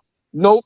I didn't want to see a rematch when AJ fought Ruiz, even though I knew AJ could beat Ruiz. I don't like rematches. I don't like the only rematch that I wanted to see was Castano Charlo because it didn't end conclusively. Run it back. This fight, as much as it's a close fight, even though I thought Prograis, sorry, Jeff, to cut you off. I thought Prograis beat Taylor. But I was like, no, go after Undisputed. I didn't want to see a rematch. Go after Undisputed. I thought Bradis beat Usyk. But I was like, go after Undisputed. Don't fight the rematch. Because I want to see Undisputed. I don't want to see rematches. So that's where I stand. And I'm not taking anything away from Figueroa. It's just and I won't be upset if I saw a rematch. But it's just my priority is always going to be Undisputed. For the people that is listening to this, you're not going to get Shane to change his mind. So I just want to let y'all know there's no sense in arguing with Shane on this one because he's not going to come off as square. That's the only thing since Jeff's met me, he knows. No matter what it is, I've been dead consistent with it. I've never ever changed my mind of it. He's not gonna change his mind off of that. If I'm not mistaken, it might be less than 3 fights, actually 5 fights where he's actually been okay with the rematch. Yeah, I Hold on, sometimes don't. for the people that don't know, or just they haven't been watching us as long. Is your opinion of rematches only the case when it's a unification coming up, or is it period? There's a few comments. Sir. No, answer that first. I'm gonna get to him. You asking me? Yes, for the people that don't know you, Mm-hmm. as far as rematches, are you strong on that only because if it's a unification on the table, or is it just period? I don't like when two fighters hold up a division. So like what we just saw with Fury and Wilder, for the last 2 years, they've held up a division, and there's fighters underneath them that don't get a chance. And that's why I don't like rematches. Everybody deserves a chance at a So title. so all right, I'm gonna throw a couple of examples out there. I'm gonna go new school, old school. You tell me Mhm. whether you got a problem with the rematch. Castano Charlo, do you have a problem with that rematch? Nope, not at all. Okay, let's go back. I can tell you why I didn't have a problem with Floyd that rematch. Castillo. Did you have a problem with that rematch? I can only use hindsight. I can only use hindsight because I was real young when that fight happened. Mm-hmm. But I didn't have a problem with that rematch using hindsight because without that rematch, people would have had it over Floyd's head for the rest of his career because they still have it over Floyd's head now. So is But it more so? So is it more so? So it's a combination of if it's at that unification on time, the table, take it. no, at that time, I would have probably said I don't want a rematch. I don't like rematches because I give you a better example. Yeah, I Uh-huh, give you a better example. uh-huh. Unification's on the table. Unification isn't on the table per se for uh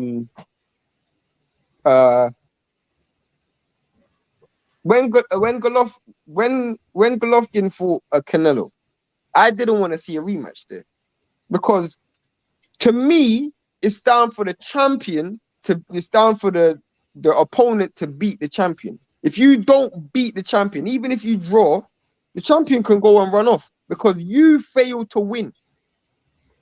I You failed challenge to that. win. I challenge that though. Go on. That just happened with Charlo and Castano, but you want the rematch.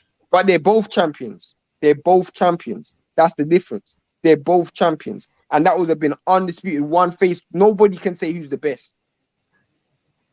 In that after So Canelo if fought Golovkin, everybody could say Golovkin was better than Canelo because Canelo still had the straps and Canelo so didn't beat him. so you take Canelo Triple G and you didn't want to see the rematch. What's the best option for both guys that's better than that rematch? Undisputed. Which would have been Golovkin versus Billy Joe Saunders. that's not a bigger fight than Canelo though. I don't care. I'm not making the money. I want to see undisputed, bro. I don't care. Bro, do you Bro, know who I am bro, right now? I don't care. bro. I don't And the care. thing is, Bro, bro, let me tell you, this the thing. This the I was thing. Now I know I'm going against what I just said. I know I'm going against what I just said, and I'm not going back and forth with Shane to change his mind. He's a very strong-willed young man. So what I try to do is I try to make him see other parts of the equation. So let's take that for instance, right? He I know goes where to you're gonna go see with this. I he know where you're go gonna go with this. he And goes I'm to he goes to see Billy Joe Saunders, right? yeah, Right. He gets the undisputed fight. yeah. Triple G wipes him out. Like it's not competitive. I think we can both agree Yeah, you that's not wiped a him up. competitive. That's not a competitive fight. You wiped him up. So even though you get undisputed, right? You get Hmm. what you want, but the competition is not there. Is the fact that it's undisputed, does that trumps Billy Joe getting wiped out and you see an actual rematch with Canelo? 100%. You wanna know why?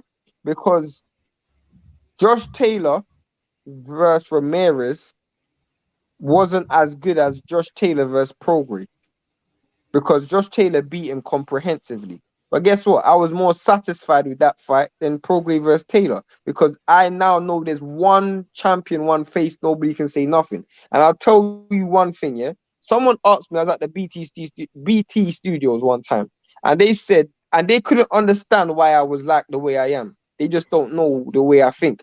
They said if Otto Wallen had beat Tyson Fury that day and Ruiz was still champion, and Otto Wallen had the WBC belt and Ruiz had the other 3 belts, would you rather see them fight for undisputed than Fury versus AJ fight for nothing? And I said I'd rather watch Ruiz versus Otto Wallen for undisputed than AJ versus Fury for nothing. I swear to God, I'd rather watch Otto Wallen versus Ruiz for undisputed than AJ versus Fury for nothing. And I still believe that. And that's your line of thinking. That's cool. The reason why, and for the people that's listening, the reason why on here we let everybody get their opinions off is because everybody don't think the same. So in that example, with Shane, I would completely disagree with that for only one reason. For me, all undisputeds are not the same. All But by the way, undisputeds are William not. Gonzalez, we're gonna get to your question. Just to say, We gonna get to you in a second. I'm gonna run through all these. I don't necessarily agree with that because I don't think all undisputeds are the same. I don't think all undisputed situations are the same. Yes, one face, one champion. But we've seen over the past 2 years, there's been one face, one champion, and I can honestly tell you they weren't the best in the division. So I don't think all undisputeds are the same. When Teofimo had all the belts. I didn't think he was the best at 135. who did you think was better than him? For me, Yeah, Tank beats him. Devin would have beat him. you're saying that in hindsight. No, I'm not saying that in hindsight. I'm on record saying that before. I'm Bro, on record. I'm on I record. didn't think that. I didn't think that. No, I but didn't think but that. you asked me though. I'm on record saying that both of them. Did you thought Teofimo was clearly the best at 135? You know that I thought that. I said me and That's- you, and Kiki and Ashley's corner had the debate about that the other day. That's when me and Ashley. I said clearly. Bro, you know I thought Teofimo was the best at 135. I thought he Fair would beat enough. Tank, and I thought he would beat Devin Haney. I said Devin Fair. Haney will give him a real tough fight, but I thought he would beat both of them. Right. And I was wrong. I was wrong. In my opinion, I didn't feel that way. Everybody feels that way right now with Kambosos. Nobody thinks he's the top dog at 135. But he don't have all the belts though. I know you don't rate Devin Haney's belt that he's got. I don't. You know what I'm saying? I really don't. Like, Usyk. I mean, Usyk don't have all the belts, obviously, but he has most of them. I don't think he's the best heavyweight. I just don't think. But I don't think all unifications are the same. That though, there's context behind that. There's context behind that. It is, but I don't think all unifications are the same. The problem is though, you can't say he's not. You can think that, but undisputed fights remove that. That's my point. And because you can think that you don't think he's the best, but you can't say you know he's not the best. You see my point? You can't say you know Kambosos ain't the best because he's got them. Until someone beats him, it's up in the air. Yeah, but your boxing eye, you know damn well Kambosos ain't the best 135 pounder. It don't matter how many belts he got. You know that. I know, but right. But what undisputed does is it puts a lid on it. When the best fight the best, it puts a lid on it. It puts a lid on it. It puts a lid on it in the terms of who has all the belts. That's what it puts a lid on. Right, cool. No way. See what I'm saying? I don't believe that. Because if Kambosos goes out and beats Devin Haney, he's the best at 135. I'm sorry. If Kambosos goes out and beats Devin Haney, he's the best at 135. If he beats Devin Haney or he beats a Tank, then yes, I can say that. But right now, there's nobody. But that's because he's not undisputed right now, though. He's not undisputed right now. He's not undisputed right now. You can't get a belt via email, bro. You know that, Shane. You know that. Just like you not coming off your square as far as this undisputed thing, you know ain't nobody ever gonna get me off my square as far as that. Just hell no. Like, no, not happening. You know what I'm saying? But here's the thing, though. I just the difference is for the people that's listening. The difference between Shane and myself. For Shane, undisputed is undisputed. It kind of really don't matter what the situation is. Undisputed is undisputed for him. For me, I look at it and I'm like, all undisputeds are not the same. All undisputeds are not created equally, and that's where we differ. I get you because Terence Crawford became undisputed fighting Julius Ndongo, and if we're keeping it all the way 100, I mean that ain't That's not undisputed putting a worthy. lid. That's like if it was in if it was in Dongo. Like, see, that's another one that's not Yeah, created if equally. If Ndongo beat Ndongo Crawford, beat Bud Crawford, I would yeah, say 100%. I'm like, yo, he's the best 135-pounder in the world because I'm like, he beat the best. You know what I'm saying? Like, I would be more inclined to say that. But then you got, you have a Cambosa situation. So it's like they're not all equal to me. So I can't give the same. I can't be 10 toes down and be like, yo, like it don't matter what it is. Like I'm going for undisputed. So that's where I'm at, but I'm not knocking Shane for where he's at. Let me run through these comments real quick, bro. please. Chris G, they better run that back. Those judges took my points away. That's funny. Bro, I would have got 7 points. He'd have got 7 points for real. I predicted a draw, bro. Yeah. Conrad Boxing, their fight should have been a draw plus rematch, given how difficult it was to score. Wasn't the easiest fight to score. One of the easiest fight to score. Conrad, I don't know. I can put him above Taylor. Who is he talking about? Fulton. Fulton? Okay. Said no tank. In terms of what? Oh, he said pound for pound. No, absolutely not. No way. Not even close. Hell no. The level of competition.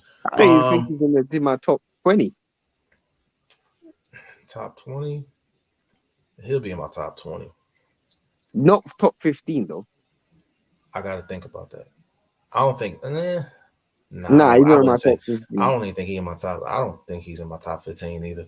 Conrad, depends on how he beats. If he beats Akhmed Dalayev, yeah, I agree with that.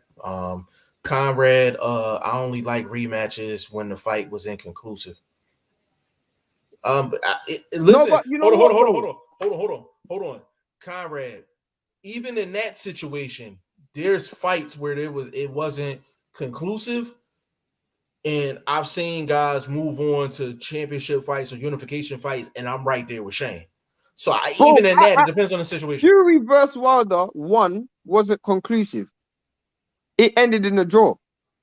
I wanted Wilder to fight AJ. I didn't care about the rematch, bro. I swear.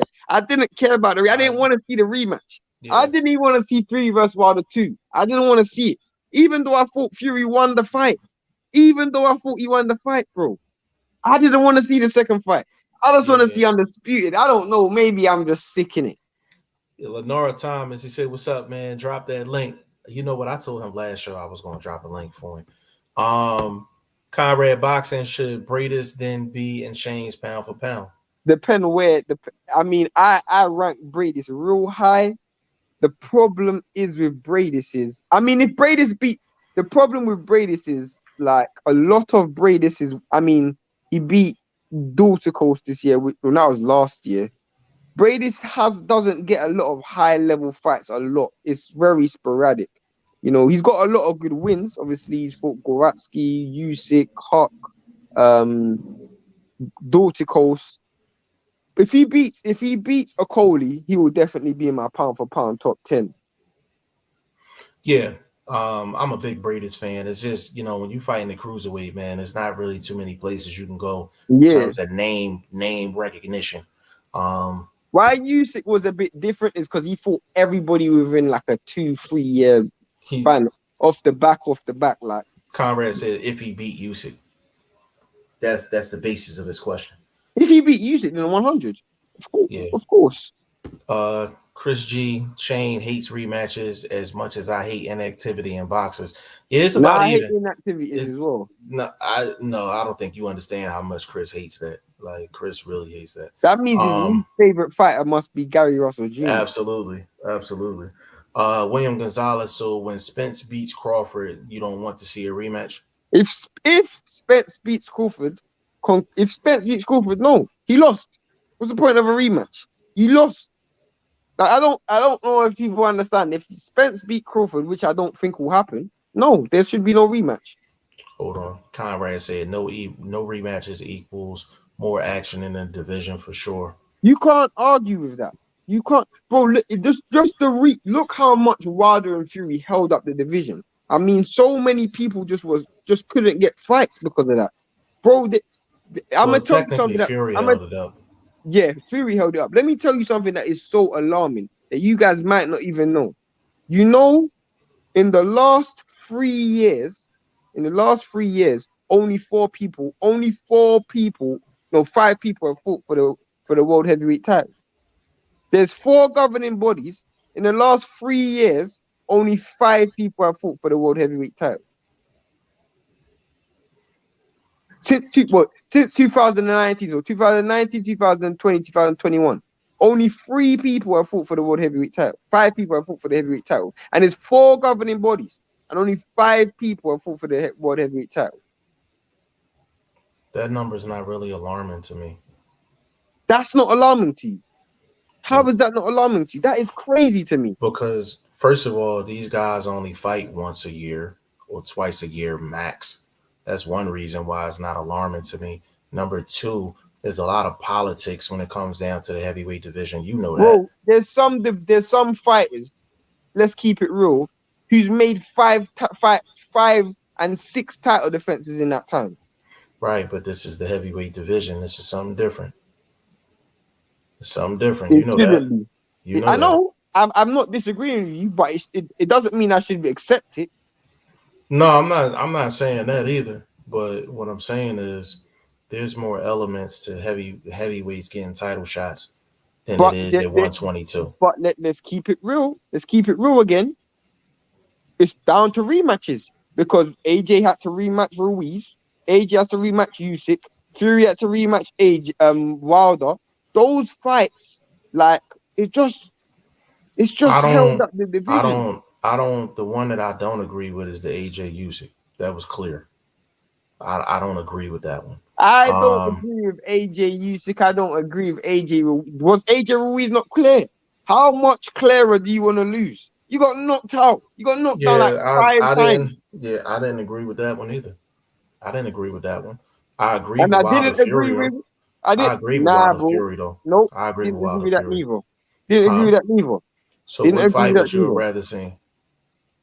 AJ versus Wilder, undisputed. I'll ask you this. They've had failed negotiations for years. Years. Are you going to leave off Tyson Fury Wilder 2 to go into a negotiation that hasn't been successful for years? This is what I'm saying. Like every situation is not the same. Or I'll keep it, and I'm going to get absolutely roasted for this, yeah, because people are going to use hindsight. At the time, and I'm gonna repeat, at the time, after Fury had lost to Wilder, or no, not lost to Wilder, sorry, after Fury had drawn to Wilder, which I thought Fury won the fight, I would have much preferred to see Wilder versus Dylan White. Yeah, you bugging. Bro, I will tell you why. Fury Why? had done nothing to deserve a Wilder fight in the first place. He done But nothing. He but done you nothing just to, but you just said you thought he won the fight. but you didn't. So why there a Right. rematch? You didn't win it. If So you, bro, if you don't so win the fight, if you don't win the fight but conclusive enough, you don't Shane, deserve a but rematch. Shane, you're not consistent in your opinion.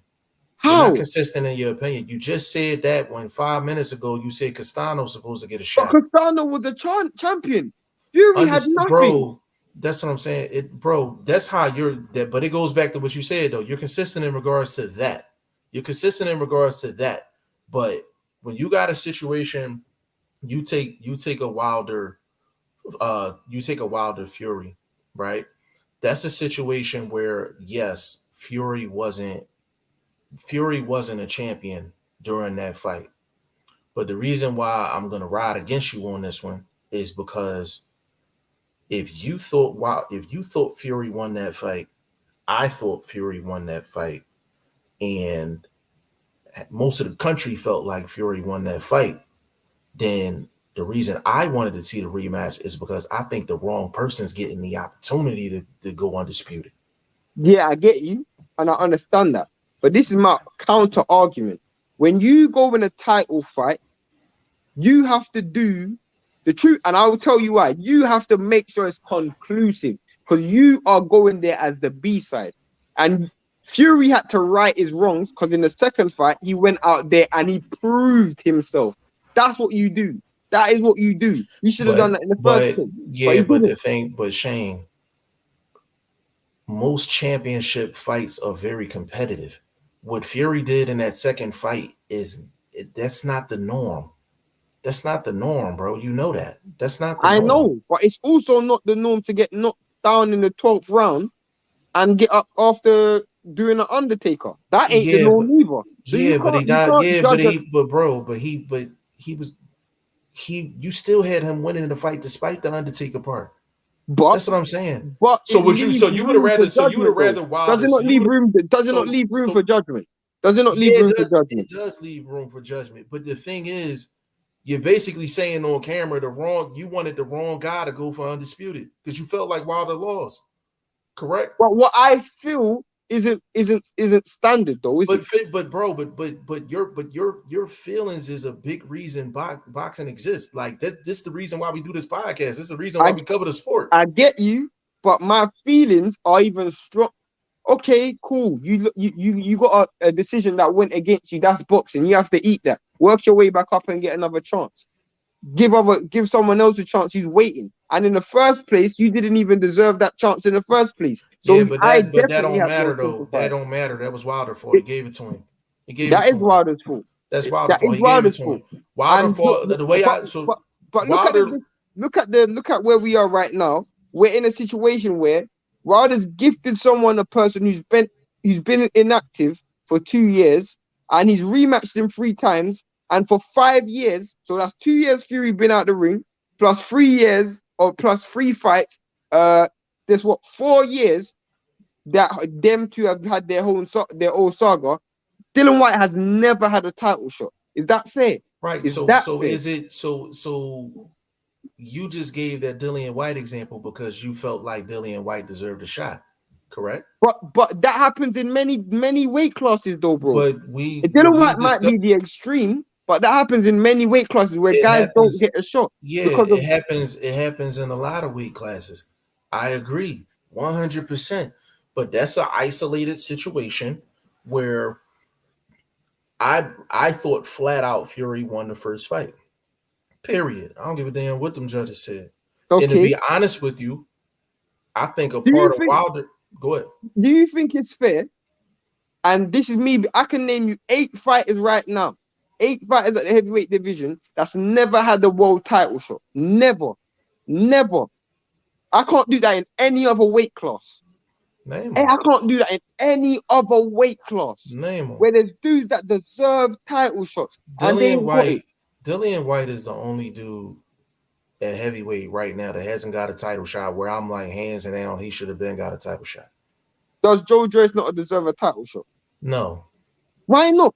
no, You no. don't. But in other weight classes, we've seen other guys get title shots. He deserved the title shot more than Yildirim did. Are you really going to compare Joe Joyce to Gilderman, bro? Are we really going Okay, there? Shane, are we really going cool. there? Wait. Let's go to. Give me a weight. Give me a weight class. Give me a weight class. Give me any weight class. Some of just any weight class? Any weight class. Any 147, weight class. 147, Huh? 147, 147. 147. In my opinion, Joe Joyce deserved the title shot more than Benavidez when Crawford fought Benavidez. No, I agree with that. Joe Joyce deserved the title shot, and I know I'm gonna get ridiculed for this, but he deserved the title shot more than Danny Garcia did when No. Spence fought him. When Spence fought Danny. Yeah, he was Yeah, coming off loss, I bro. don't He was coming off a I don't loss. like Danny. I don't like Danny at 147. But the reason I said Joe Joyce didn't deserve a shot is because he don't deserve a shot more than Dillian White. No, I know that, but it's not one or the other. I'm just saying there's fighters who've had good wins, and Oh just yeah, I'm not looking at it that way. I feel what but you're saying. I'm not but looking at but it that way. but this has happened before, because it happened before with Luis Ortiz, where Luis Ortiz went so many years without getting a title shot. Since we saw him But get a title shot when he's 150. yeah, It's the but I same didn't thing think we're he. gonna see with Dylan White. Yeah, Same but thing I we're gonna didn't. see with Joe Joyce. But the Same thing we're gonna difference, see with Hunter, bro. Hergovich. But the difference between Luis Ortiz and a Dillian White, Luis Ortiz ain't beating nobody to deserve to fight. He got the fight off of hype. No, I get you, but you also got to remember at the time when the Klitschko brothers were there, they were fighting nobodies. They were fighting people that didn't deserve the fight neither. Right, but who are they gonna fight then? They could have fought Ortiz. If you're He's in gonna the fight a same nobody, but if he's in you're the gonna, same boat as everybody else though. but he was much more. He had someone like Manuel Charr, for example. Why Mhm. did Klitschko fight Manuel Charr when he could have fought Ortiz? Because it's a less risk. You know how the game go, bro. But does that mean it's right though? That doesn't mean it's right. As fight fans, as a fight fan, that doesn't mean it's right. So what's That's your my goal point. what's your goal as a fight fan, to see the best fight out there or to see the one with the most significance? Because I want to see. you I want to see. bouncing. No. I've always been, bro. But you can't say You Manuel just Char has gave me more. two different arguments, bro. Wait. You can't say Manuel Char is more significant than Luis Ortiz, bro. No, no, You no, can't no. say that. No, I didn't. No, I didn't say that. I didn't say that. I said they're both. I said they're I both want in to. the same. I said they're both in the same boat. I said, of course, Klitschko is going to fight the guy that's lesser of a risk. No, I get you, but this is where I'm upset, because we've been on record saying the heavyweight division is the most stacked. Have we not been on record saying that? Correct. We've seen dudes underneath the top level fight each other. Dylan White, for one, has fought numerous people underneath the top level. So was Joe Joyce. So was Michael Hunter. Not so much Hergovich yet. Not so much Tony Yoka yet. Not so much Jared Anderson yet. But we've seen these dudes mix it up. Joseph Parker's another one. Right. Derek Chisora is another one. Obviously, they didn't win and stuff, but we've seen them mix it up. My point is, if a division is so like deep in terms of names, your champions either have to be active or fight different fighters. The reason why I'm saying that is because we're going to be in a situation where there's at least 10, 15 dudes that will never, ever get a title shot, which I don't think is fair, bro. Well, I don't think that's fair. Yeah, but there's not one heavyweight that stood out to actually say I deserve a shot outside of Dillian White. Well, even if we're going to use Dylan White as an example, bro, he still ain't got a shot. And we don't even know if he's going to get a shot next year. We don't know that. But if we had to pick one guy that deserves a shot because of body of work, is Dillian White. And nobody else but Shane. That's a fact. But guess what? Guess what, Jeff? Because of rematch clauses, we haven't seen it. That's why I hate rematch clauses. But the thing is, bro, you said Joe Joyce deserves a shot. You said Joe Joyce deserves a shot. What was his last victory? Carlos Takam earlier this year. Carlos Takam. So a Carlos Takam victory gets you a shot at the heavyweight championship of the world. That's what you're telling me. No, but I'm just saying, wait. I'm explaining. The reason he fought a lot of WBO eliminators, and he was lined up to fight Usyk. The only reason why he didn't get that Usyk fight, bro, he fought Bryant Jennings, Carlos Takam, Daniel Dubois, and Ustinov. To me, that's not an amazing body of work, but that's more than what other dudes are doing in other weight classes, and they're getting title shots. But that's why I said heavyweight is different. That's what I'm saying. You're trying to compare it to other divisions. Heavyweight is a division all within itself. That's what makes it even worse. If heavyweight's different, that means I should be holding the champions to an even higher standard than any other division. You shouldn't be losing. You shouldn't be losing to a Ruiz where there should even be a rematch clause. Shouldn't even be, bro. But if you think about it, okay, let me. Can I ask you this question, Jeff? Was there a rematch clause when Terence Crawford fought Benavidez? I don't know. You know why you didn't know? Because Crawford won. That's why you didn't know. And you know what? And let me hold on. And Shane, let me shut you down right there. You want to know who got a rematch clause and they don't need it? Who? Tank. Of course, and he don't need it. What do you mean? What do you mean? Got a belt, bro. What do you mean? Of course. Belt. What do you mean? Of course. What do you mean? Of course. Of course, I agree with you. He don't need it. He don't need it. Right. He don't even have a belt, bro. But you know why I don't care? You know why I don't care? Because you don't have a belt. Bro, you don't have a belt, so I don't care. Bro, but the thing, that's what I'm saying. When you on the A side position, these dudes negotiate fucking rematch clauses. We don't like it, but that's the reality of it. I get that, but we're talking about, bro, the attitude, not you personally, but the attitude that you're defending right now is the attitude that had Dylan White on the bench for so long, where he hasn't got a title shot all to this day. And if the WBC had him on the bench, the WBC had him on the bench. You know that. Because they had the attitude that you're defending. No, it's not the attitude. They went for the money. It ain't about attitude. WBC is about the money. Every time he got shafted, it was because of the money. So it's not about attitude. But when I'm saying in terms of the mindset that you're defending right now, this is the mindset that's had Dylan White, that's not allowed, he hasn't had a title shot. Bro, do you know how crazy it is that we're talking about a dude who's beaten so many fighters and he's never had a title shot once? But Shane, one time. But we're saying that. Do remember, he was ice cold knocked out recently. He was ice cold knocked out recently, Shane. But he should have been mandatory before that. Shane, but you're saying I'm defending a certain angle, right? I'm still saying Dillian White deserved a shot before he got knocked out ice cold. So did Ruiz, but he got knocked out. He got knocked out ice cold, and he came back and avenged it. And we're still saying he's the one person that deserved a shot when he's been knocked out ice cold within the last 3 fights. So let me ask you a question: was Brazil not knocked out when he fought AJ? Bro, yes, but you're not. Bro, Shane, but you didn't answer my question. What's your question? Sorry. I said Dillian White. We're still saying he's the one person in the division that deserves a shot. Yeah. And it's rare because he's the person that deserved a shot before he was knocked out ice cold, and he's the same person that he deserves a shot after he got knocked out ice cold. You want to know the reason why? Because he got a rematch. And the reason why he got the rematch is because you looked at that fight, I looked at that fight, and everybody else looked at that fight, and we was like, that's bullshit. No, bro. You see how that's an isolated incident? You see how that's all I'm trying to bring to you. But I get you.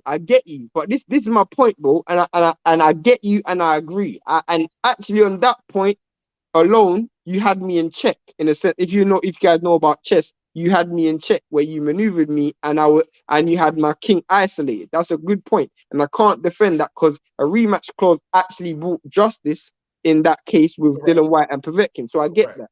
But my point is the prevention is much better than the cure. The prevention is give Dylan White a title shot up front. That was my point.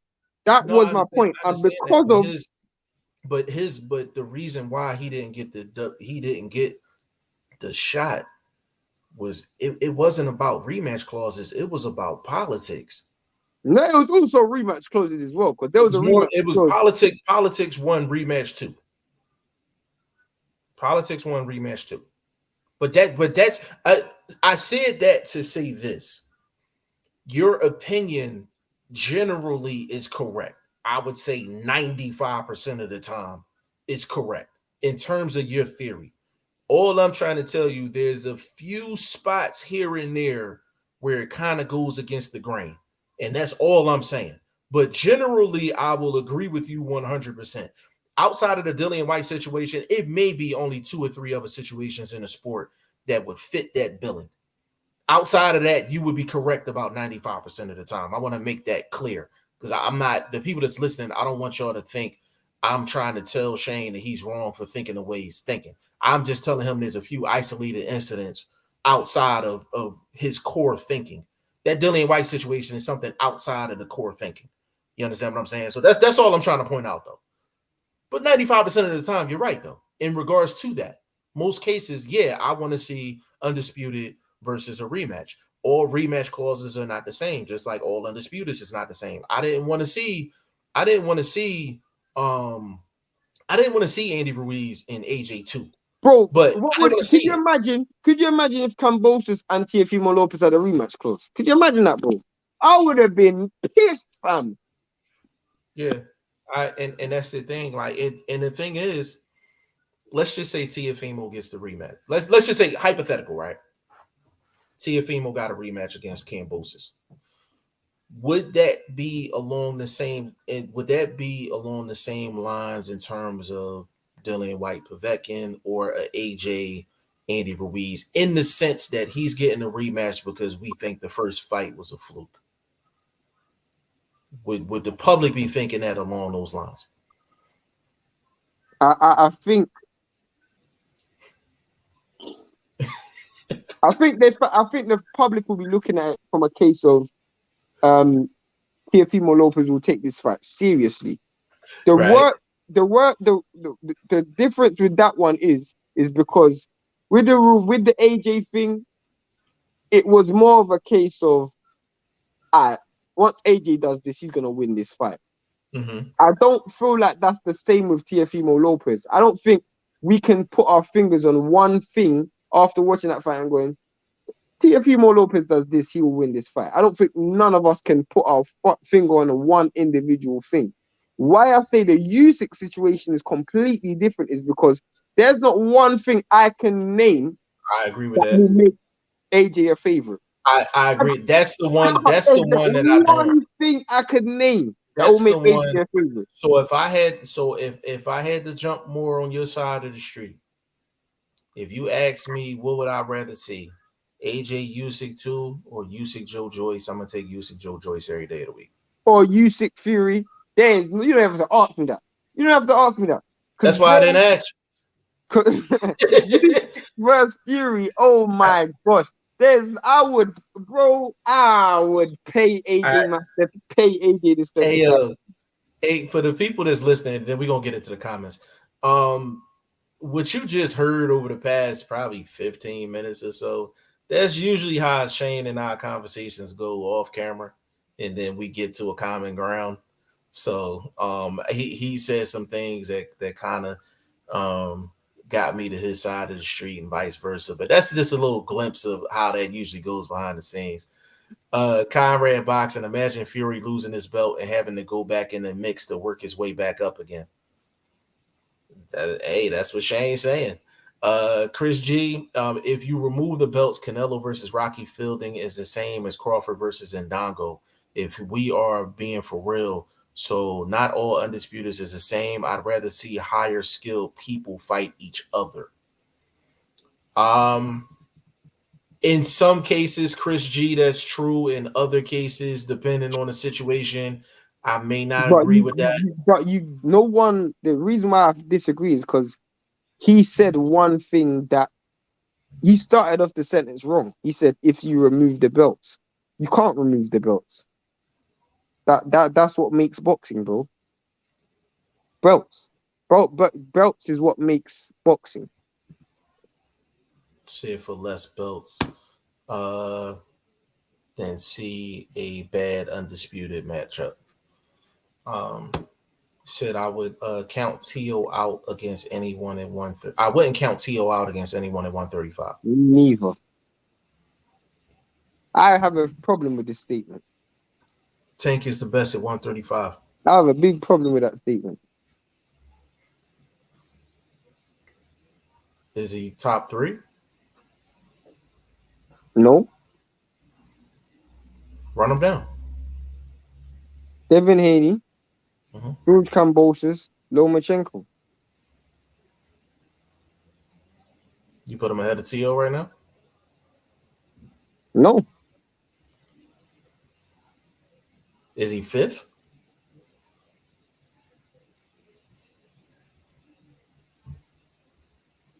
Tough. It's real tough. William Gonzalez. You gonna have to argue your point. I Bro, wish you would get on camera, but the reason why I'm saying that, and I'm being honest, it's not because I don't think he can beat those dudes. It's because I can't just put a person in the division that they don't fight at and say they're the best at that division. He doesn't. his last fight wasn't at 135. His last fight was at 140. The fight before that was at 130. This is his first fight at 135 in two fights. I get you. I get you. I get you. Fair. That's like fair putting point. Usyk at the top of the division when he first moved to heavyweight. It's not fair. Yeah, fair. You did put him at the top of the division before the AJ fight, though. I didn't say he was number one, though. You sure you say he was number one? I've never, because I didn't say, I don't think he's number one now after the AJ fight. Fair enough. Fair enough. Conrad Boxing, I meant because Shane said that he had Bradis winning the Usyk fight, or did I mishear that? You know, I did think that, but again, he did think that, but he didn't factor that in because of the official decision. Because at the end of the day, when a fight's close, and that fight was close, I can say, you know what, the judges saw it a different way. You know what, maybe they're right, and I'll say I'm wrong because at the end of the day, it was a close fight. I'm gonna let you read the next comment. How you rank top 5, 135? I'd say Kambosos, Lopez, Loma, Haney, Davis.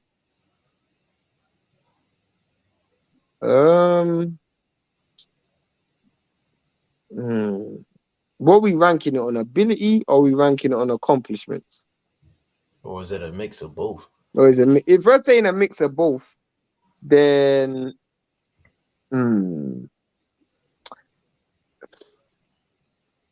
it's a hard one. It's real hard. It's messy right now at 135. Kambosos really messed it up right now because I can't put Kambosos number one. As much as I know he got the best win, I can't put him number one because I don't think Kambosos beat Haney. I don't think if we're talking just pure ability, Kambosos is probably 5. 5 out of them 5. He's 5 out of them 5. Talking about accomplishment, he's in the top 3. If we're talking a mix of both, because I like the. I mean, if I would say this, let's do top 3 wins. Let's do top 3 wins. Kambosos, well, Selby and Mickey Bay, and then Tiafimo. That's a nice 3. That's a nice 3. T.O.'s got Loma, Comey, and Nakatani. That's a nice 3. But he's got a loss. You have to say he's got a loss. Correct. Haney, now his resume at 135 ain't stats at all. Yeah, he got Linares, Gamboa, and Abdullayev. I mean, that's real weak. Yeah, that's David shaky. He's got 1 win, and that's Gamboa. So I would say if Haney beats JoJo, he will be in my top 3. On the strength of what I know right now. I can't even knock Will List, bro. I can't knock it. I can't knock Will List, bro. I can't even knock it. I can't put Lopez ahead of Kambosos because they lost head to head. I can't put Loma ahead of Lopez because he lost head to head. I can't put Haney above neither of those because he hasn't beaten no one. And I can't put Davis up there because he ain't fought at 135. I think your list is right. Yeah. I think your list is right. I think your list is right. It's nasty to say. What I would say is if Haney beats JoJo, he goes number 2. I don't know.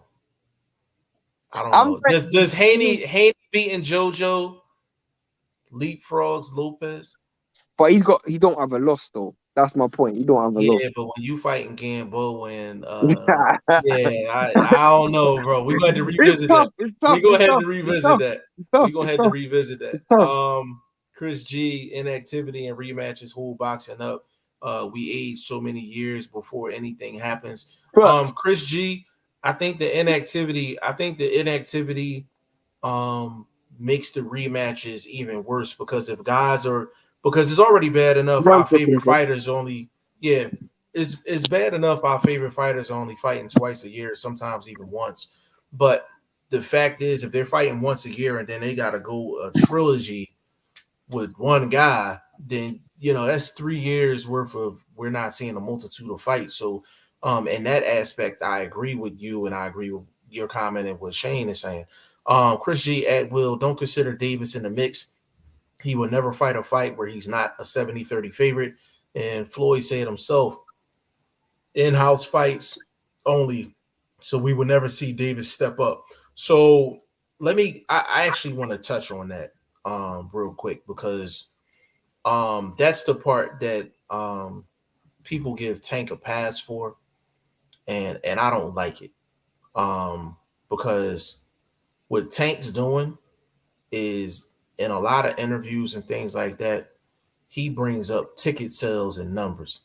I hate that shit. I hate that shit. Like period. I hate that shit. Like, Tank talks as if he's doing 500,000 a clip. He ain't doing no 500,000 a clip.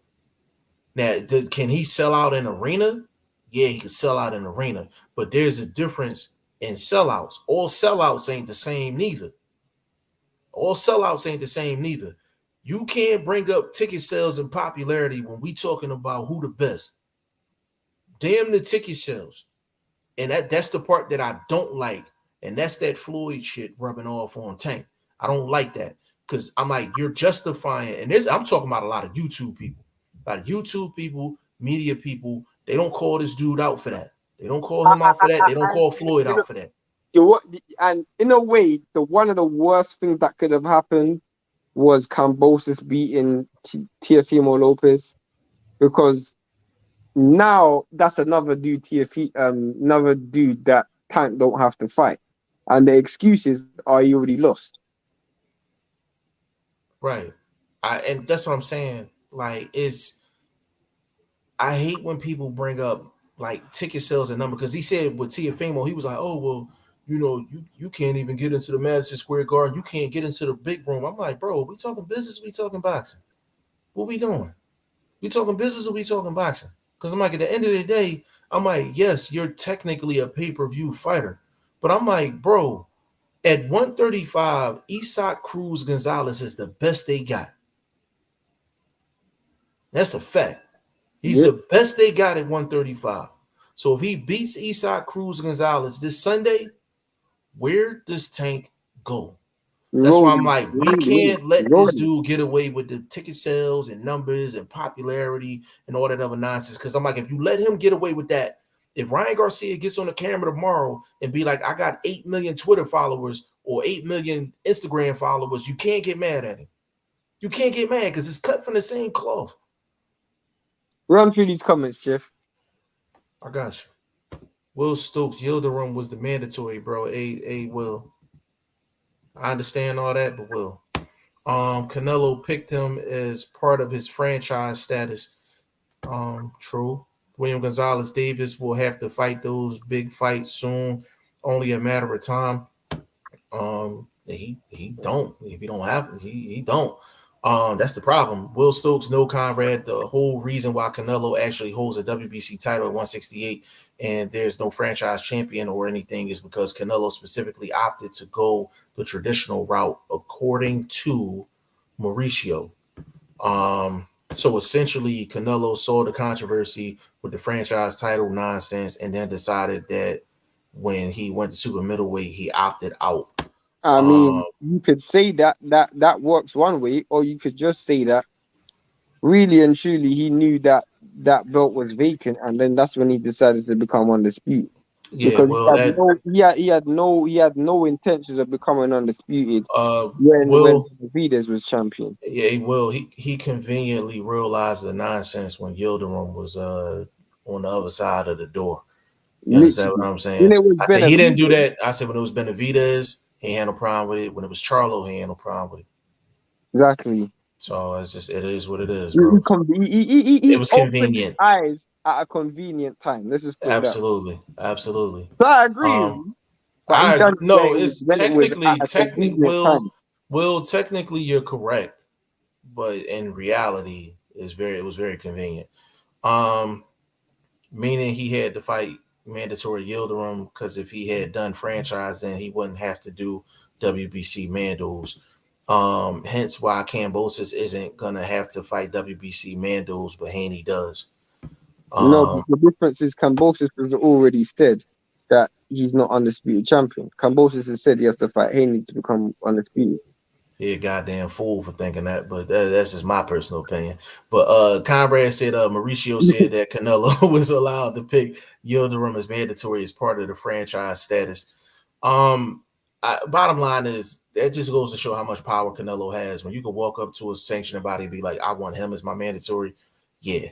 It could also been Yildirim versus someone else fighting for it. But on top of that, I'm like, Yildirim was coming off a loss, bro. He's coming off a loss. Now, I thought Yildirim won the fight. Don't get me wrong. I thought he beat Darrell. I'm not gonna sit up here and front. Trash, bro. Yeah, I thought he won that fight. The Kyron as well. I'm not even gonna lie to you. I ain't gonna lie. I thought Yildirim was on the juices that fight too. I ain't gonna sit up here I in front. thought Darrell lost the Kyron. Huh? I thought Darrell lost the Kyron. Yeah, I thought he lost to Kyron too. And Canelo grabbed the belt against Callum Smith or not. What belt was that? WBA. That was WBA, yeah. Conrad said it is all messed up. Yeah, it is definitely messed up. Mauricio said many things. Mauricio gonna say whatever Canelo want him to say. Literally. Yeah, we be Canelo. We be Canelo. That's the name. Joseph Gwilt in the building. Big shout out to season 1 champion of the world. He said too many rematch clauses, which means a fighter needs to beat you twice to walk away clearly seen as the champ. Yeah, I'm not. That's another thing. Like I said, it's a combination of the rematch clause and our favorite guys only fighting once or twice a year, because then you're looking at a 3-year stretch where you got the same opponent for like 3 years. You know what I'm saying? Will Stokes. If we're talking who's the best, Loma is the best lightweight in the world. Didn't he just have okay, all right, let me keep on reading. He'll beat them all, I believe. I've believed this long before T.O. actually lost, but that list was more accomplishments. I get you. I get you on that. But what I would say is why I can't put Loma at the top, and I'm just keeping it real, bro. At 135, I'm keeping it real, bro. The dude's got too much limitations at 135. He's real small. You don't have no power. His punch resistance is questionable. And yeah, man, like he got hurt in the Teofimo Lopez fight. He got hurt in the Linares fight. And then in the fight where he fought Luke Campbell had way too much success in that fight. You know, I just feel like at 135, he's an amazing fight in terms of just ability, but like there's also a lot of shortcomings at 135 because you said lightweight specifically. So yeah, if you think about raw ability, point blank period, then I'll agree. But you said 135, so yeah, agreed. Will Stokes, as far as pure ability, top 5 for me is Loma, Haney, Kambosos, Lopez, Davis. Wow, you think Kambosos is more? Oh, okay. I think that feels wrong now that I wrote it, but all I know is Loma is number 1 for sure. Yeah, it felt wrong when I read it for real. By the way, when I say Loma beats them all, I'm including T.O. in a rematch, and I thought this long before the T.O. loss. Fair enough. Nah, man, I just don't know, man. Yeah, I mean, you know. WBC does do some really good things for boxing sometimes, but they also do hella damage. The WBC and the WBA do so much damage to the sport. It's just their biases are very open. You know what I mean? Loma is too small for 135. I refuse to believe that because he had most of the damn belts at 135. So even though physically he may be a smaller 135, he's been campaigning at 135 for a while. I ain't gonna say he's too small too. I'm just gonna say that he has shortcomings because of the fact that he's not as big. It's just there's certain stuff that people can do better than him, but not on the overall. But let's say punch power, punch resistance, and stuff like that. But Conrad, I never heard anybody make that statement until after he lost. That's a fact. You know but people was questioning it though. Yeah, questioning it, Especially and after the Linares. When Linares dropped him, people were saying, "Oh, does he have the same punch resistance at 135?" well, the thing was, that was a talk for maybe like a day or two because once they found out his whole shoulder was damn near out of socket, that kind of put, you know Nigga what said I'm saying? link. Oh, bro, I'm trying to jump off. Um, no, you want to jump off, Shane? Go ahead, jump off. You're not closing it. In about 5 minutes, I'm gonna let him get like 5 minutes. All right, cool. I'll jump off. Put the link in, bro. Shout out to everybody. Don't Hey forget to man, that's make your VP predictions. Shane.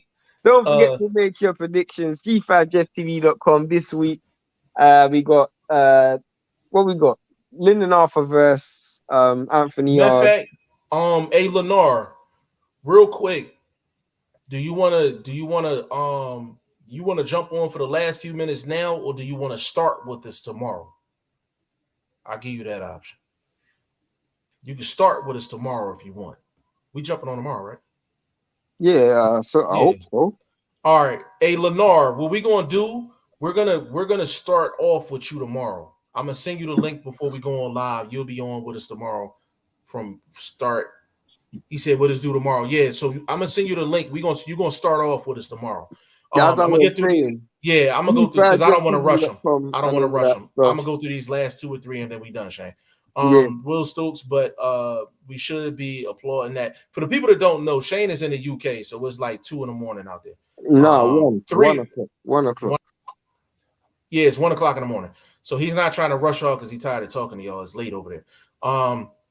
Will Stokes said, but we should be applauding that. If Loma was operating at 130 or 126 and absolutely blitzing guys, you say if he wants to be great, he needs to go to 135. That's why I don't give the 135 talk any credence, to be honest. You gotta applaud him for pushing for greatness 100. Of course. Of course. Lennar, you'll be with us tomorrow at the start. If I can make it during that time, I'll be on. I'm gonna send you the link regardless. And then if you want to jump on, you can jump on, man. Give me your social media real quick, Shane, so we can jump up out here. I'm Shane the number one on Instagram. Exclusively on Instagram. I'm all over the place, man. G5Jeff TV, Facebook, Instagram, Twitter.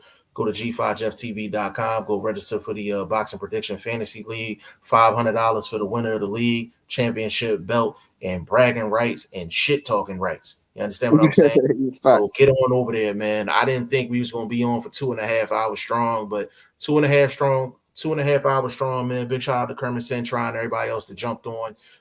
We will be back tomorrow. Will Stokes, Michael Hunter fighting the night against Forrest. That's a good fight too. Yeah, big shout out to Will Stokes as well. So on behalf of VP Shane, my man BoxingFirst Vlog, man, we love you, bro. Get better soon, man. And G5 Jeff TV, man. We will be back tomorrow, bro. We out.